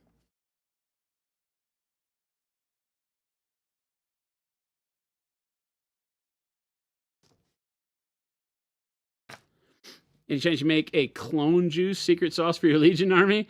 Probably. Probably. You think you've ruined it and have to start it from square one. Remember, when you're sketching values, right, and especially when doing like non-metallic metals, and you have to make that leap from like your dark midtones to your bright shine, you can always go back with your dark midtone as a glaze and cover your shine up, and now you get an area between your shine and your dark midtone that is that half tone you really wanted, right?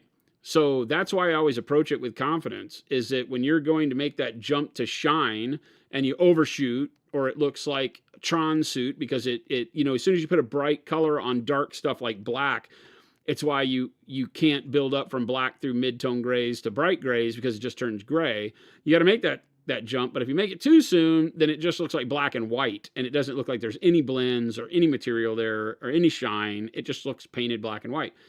But then you can glaze the black over the white, and now you get the gray that you wanted, and then you put the white over it, and now you're where you needed to be. So in a lot of cases, you've seen me, when we paint black armor, do exactly that, where we will build up, right?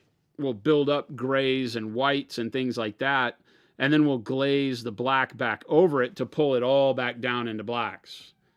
So you overshoot and make it look horrible, and then you glaze it, and the glaze pulls all of that together and sinks it back into the grays, and then you just glaze it until you get where you want to be, right? And that's what my whole style of painting black armor before the secret sauce. Now with the secret sauce, I probably never do this again, right? I'll probably just use secret sauce.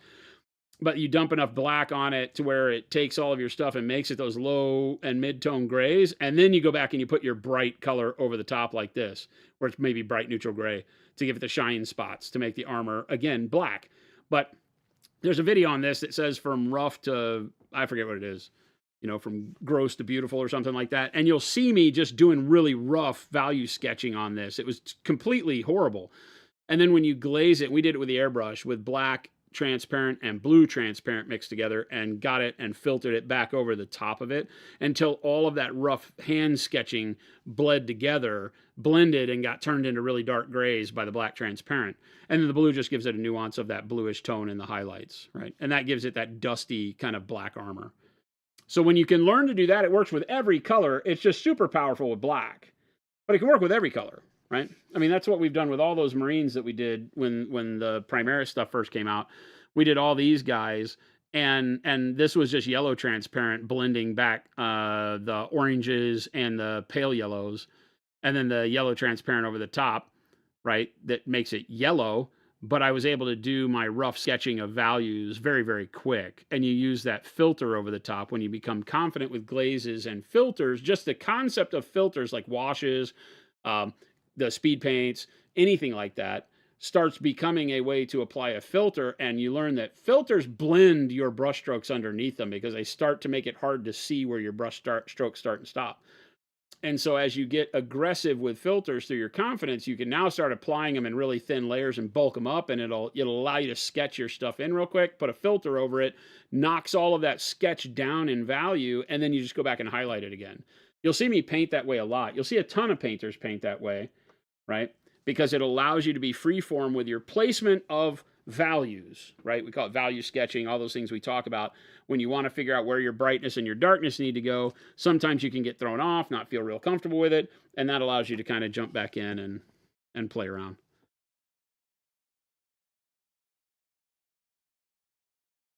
And that's going to look really good. Black armor is the right way on those guys. Wirehead, thank you. Merry Christmas, Happy Holidays to you. If we don't see you again. I was going to write a thesis, but honestly, all I need to say is thank you. You have no idea how much this advice is helpful to you. Awesome. Thank you. Jezu, you had a great score over the weekend. Your FLGS got a new Monument Hobbies rack and offered the old one at a first-come, first-served basis. Oh, you own the first paint rack. That's awesome, actually. We have a lot of people asking about that, and we actually said, go to your FLGS and see if they'll sell you one, right? Or hand it off to you if they want to get rid of it. It's just junk for them now, right? Are there other examples of ways to use Payne's Gray wash other than just replacing black? I know I've heard some, but can't think of any without rewatching those videos. The Payne's Gray wash is good on flesh for shadows where you wouldn't use black because the black grays the skin out. The Payne's Gray will add a cool shadow to it, doesn't gray it out with a bluishness to it. So it's great for flesh in the shadows, just thin it down. You can literally use it anywhere you want to use black. It works great over models that are blue, right? To add shadow to models that are blue works great. Models that are purple, red, right? Payne's Gray is a fantastic wash to just shade those colors without adding black because black desaturates them into grays. So it's not always the best choice. Black will give you the darkest shadows, but sometimes you would prefer to use something that keeps the color vibrant, and blue over red keeps the red vibrant, but gives you a cool shadow on it. So it really is just a trick of not having to be forced to use a black, but wanting a deep shade. Payne's Gray is the choice. How can you study values and reflections best without a college course? Any books? Light and... what is that one called? Light and color, light and volumes. I would just kind of go and say like light and values art book would be a good way to do it, because you can probably find some stuff out there in PDF form that would talk to you about doing light and values. Most of it is going to be done in a two-dimensional world, like how to do this on a canvas, but all of the information is good. You just have to assume you'll get rid of the stuff that talks about making the shape, right? Because the shape's already made for you. So it's how to apply it to the shape once the shape is made. So not half, but a chunk of the book will be about making the shape. The other half will be lighting and defining the volumes of the shape. That's the part that you'll want to keep with. Because even though we have a sphere of a head that we're painting, you still have to know how to apply light and shadow to it to keep it a sphere once you're done, right? So that stuff's very important.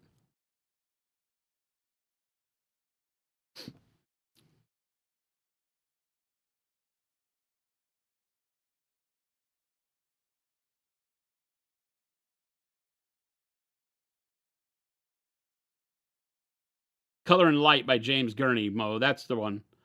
Color and Light by James Gurney. Check it out. It's a great book. Absolutely great book.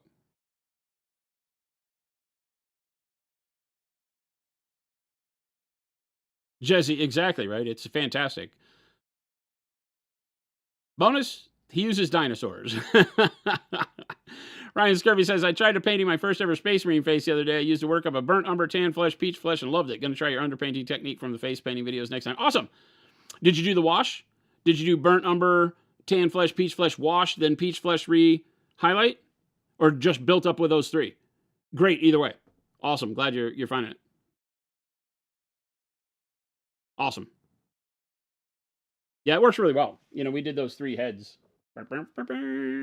He's got them stuck in a cork over here, right? Just 3 faces and 3 ways to paint, and all of which are able to get you started. I didn't do any of the 5 o'clock shadow. I didn't do any of the flush on the cheeks. This was meant as a way to just get you spot on, ready to go with the base layers of paints. And this will get 99% of you ready with your models, you know, paint the teeth on this guy. But, you know, ready with your faces to look good on Space Marine scale models with just these easy tactics. And of course, the underpainting one, this one gives you a little bit more of a feel of 5 o'clock shadow and is ready more for building up to glazes and smoothing and making more like a, you know, a display quality face. But these could be as well, right? There's no reason why any of these can't. This is just 3 different ways of going through and painting stuff. Because a lot of people ask me, skin is one of the hardest thing and face is one of the hardest of skin, right? But if you're painting like Vikings or, God forbid, like Chaos Marauders that have a lot of flesh or whatever you've got that's got bare torsos all over the place, it can get people freaked out because you're like, you know, my models are going to look like garbage if I can't do the flesh well, because flesh is most of what you see on the table. And so that just gives you a really good way to feel confident about the way your flesh turns out. And easy. That base coat, highlight, wash, highlight is the easiest way to paint anything, right? And skin especially, it just makes it almost negligible how confident you can get with painting skin really quick. You got Viking Space Marines. I don't know if he's released the face one, but the stream is still up where we did it. I can't remember. I don't think he's done released the video yet. Quite yet. It's so funny. I have all these models sitting on the table where we've been playing with the special sauce.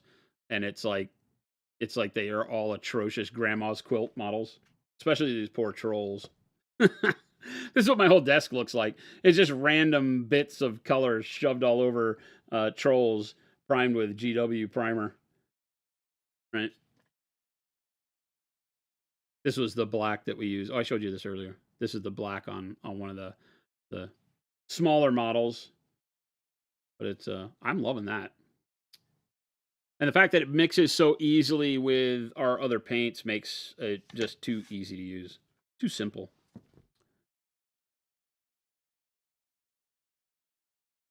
This is where our Oni wound up at.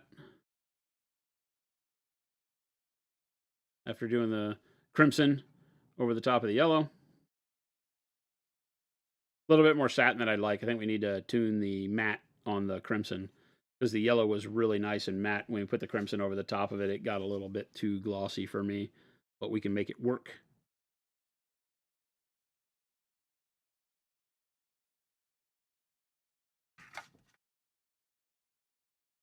It was good fun today. I like it. I'm going to call it quits, though. 5 o'clock. That's good. I might stick around and build some models. I'm done.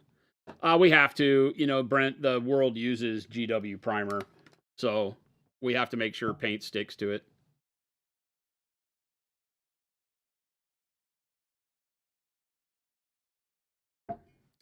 The Thanos is too old, unfortunately.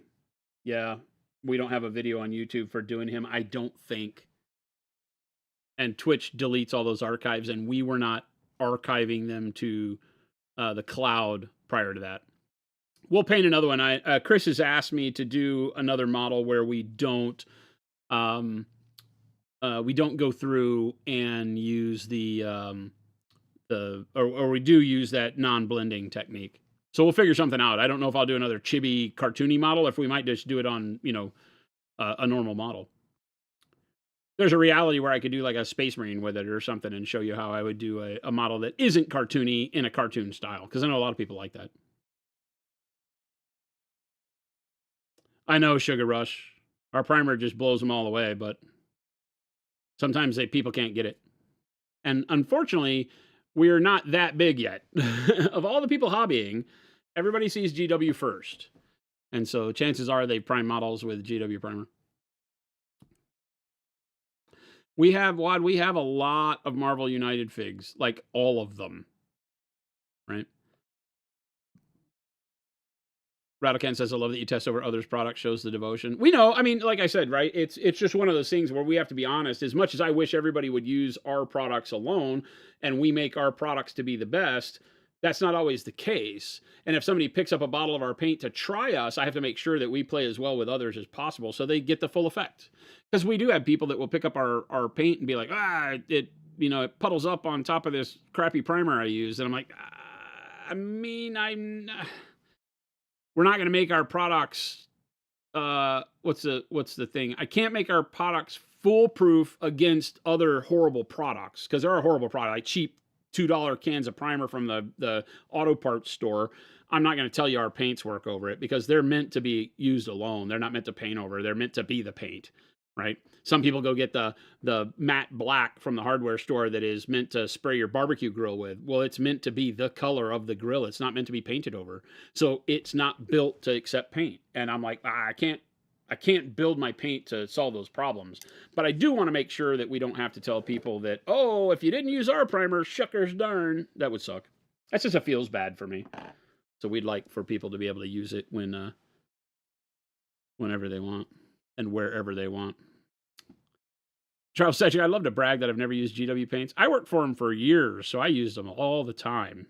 And, yeah. Jesse Who, yeah. I mean, the reality, and we always say the right tool for you is the tool that gets the job done the way you want it done. So no matter what products you're out there using, no matter what brand of paint, no matter what brand of brushes, no matter what models you're painting, if your tactics of getting it done feel good, keep doing it.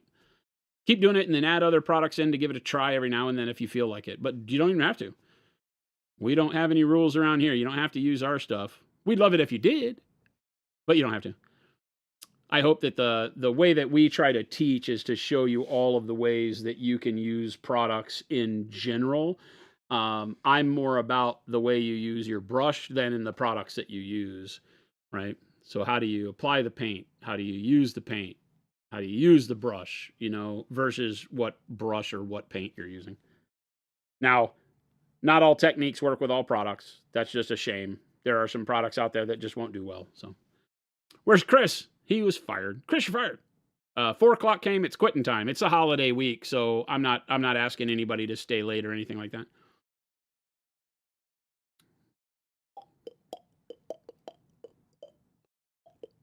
Jesse, nice.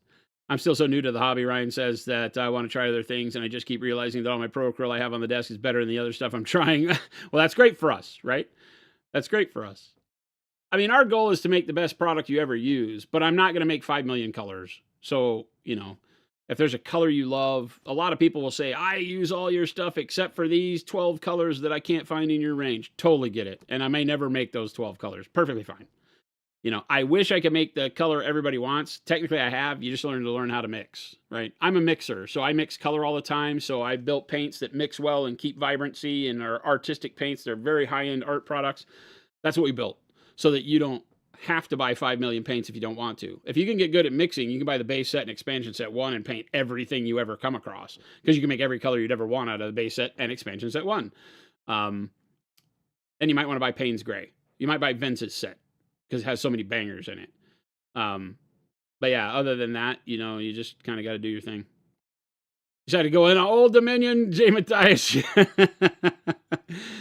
Oh, you did it. Those bone golems are amazing. Yeah, they got some really cool stuff. I at this point in time I might as well just buy all the factions cuz I'm bought in. I'm rooted in it. So, we'll see.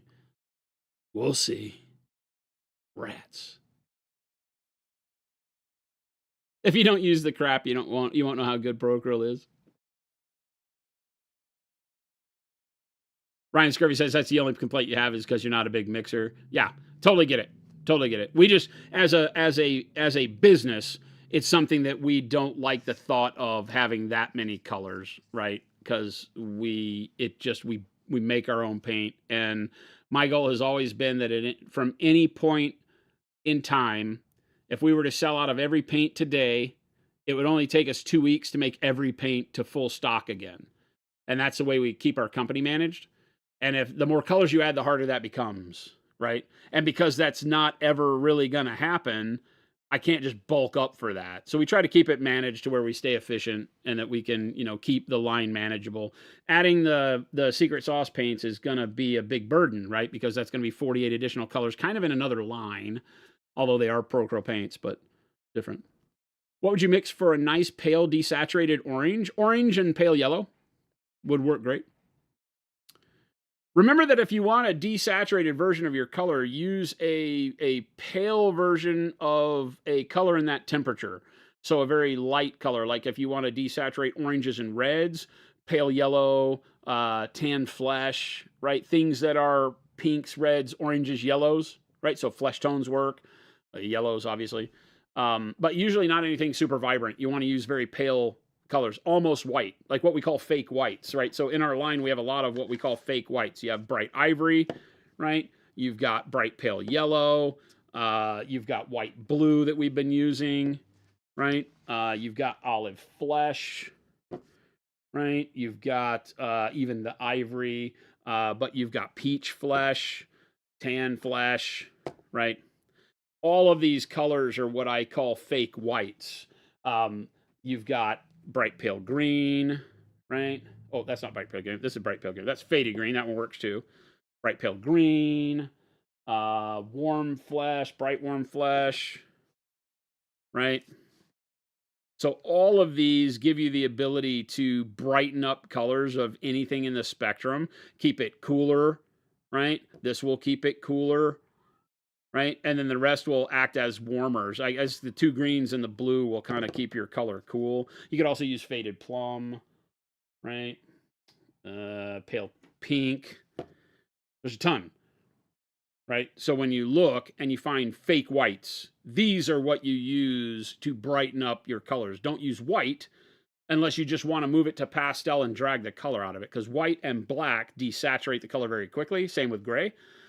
Use a color, but one that is so bright, and if you're going brightness, and then one that's so dark if you're going darker, that it keeps your color on hue, right? Because none of these mixed with your color. Maybe the bright pale green and the faded green, if you mix them with something, would shift the color towards greens.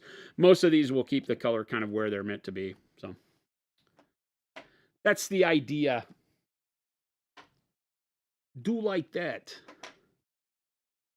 Do like that. Oh, I picked up beige red, not even tan flesh. I was just kind of quickly grabbing stuff. I got it almost right. Look at me putting colors back. Chris would be so proud.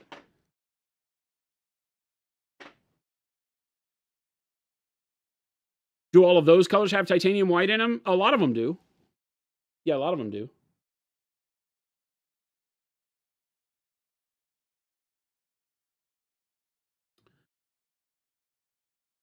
Source, you wouldn't use ink in any of those, though. Zinc's not a good tint because it's so translucent. So titanium is the one that you would use to brighten them up and to use and for opacity. Right.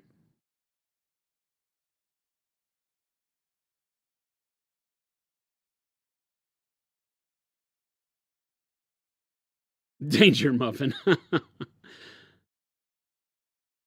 Oh, I should go put all my dirty brushes on Chris's desk. He'll throw them away. Literally, he will throw them away.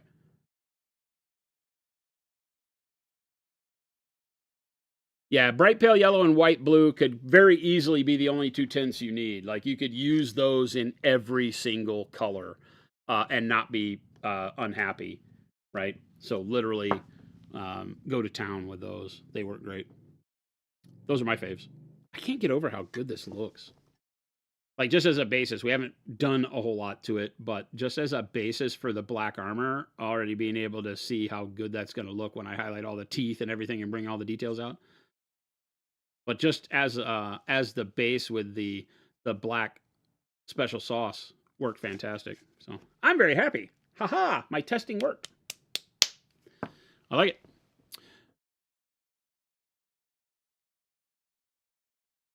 Sounds like slate gray slander. Hey, wait a minute.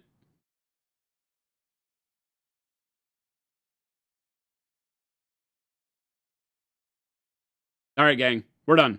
Thanks for hanging out with us, watching some paint dry, watching some testing going on, having some fun. We did the yellow secret sauce with the red, the crimson. It's not red, but the crimson over the top of the yellow to get a really neat fleshy red for my demons. I'm very happy with that. I'll probably hit them with some matte varnish because it got a little glossy on there. And then of course testing out the black on the armor along with the shadow flesh. So we're moving along pretty well on these guys. I think we'll be able to get them all painted up. I say pretty quick. There's a lot of details still, so I hate getting ahead of myself because I feel like that's always the worst thing. But thanks so much for hanging out with me. But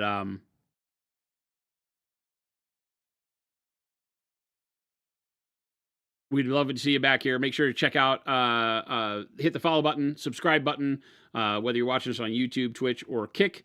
We're live on all three Monday through Friday from 2 p.m. to 4 p.m. Mountain Standard Time here at Phoenix HQ for Monument Hobbies. Remember that, what's this week? Monday, Tuesday, we'll be streaming tomorrow and Wednesday. And then we won't be streaming Thursday because that's Christmas. And then maybe Friday. And who knows through the weekend. I'm going to be hobbying a lot. I got a lot of models to build and a lot of fun to have. So that's what I'll be doing. I'll let you know. And but join the Discord. I'll go sit over there. Hang on. I'll go over to the producer's chair.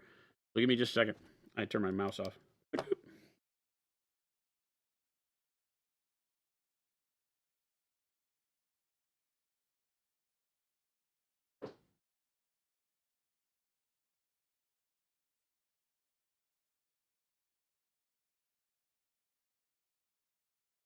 All right, I'm over here. What can I do here? Oh, why does it have Chris's face on it?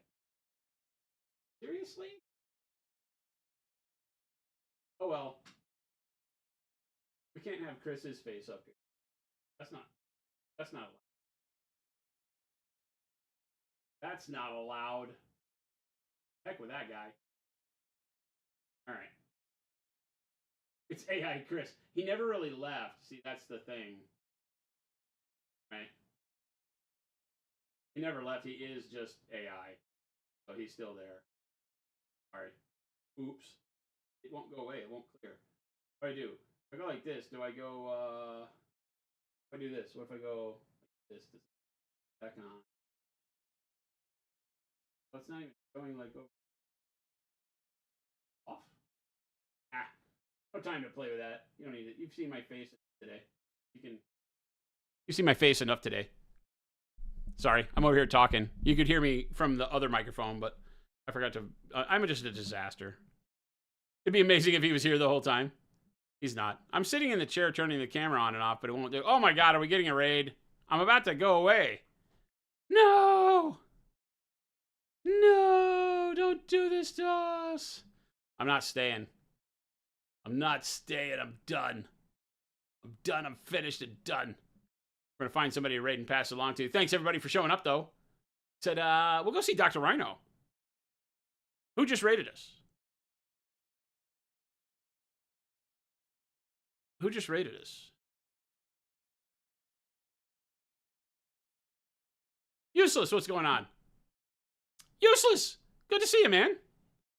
Sorry, I'm the talking head. I'm over here at Chris's producer chair because we just got finished painting up some Conquest.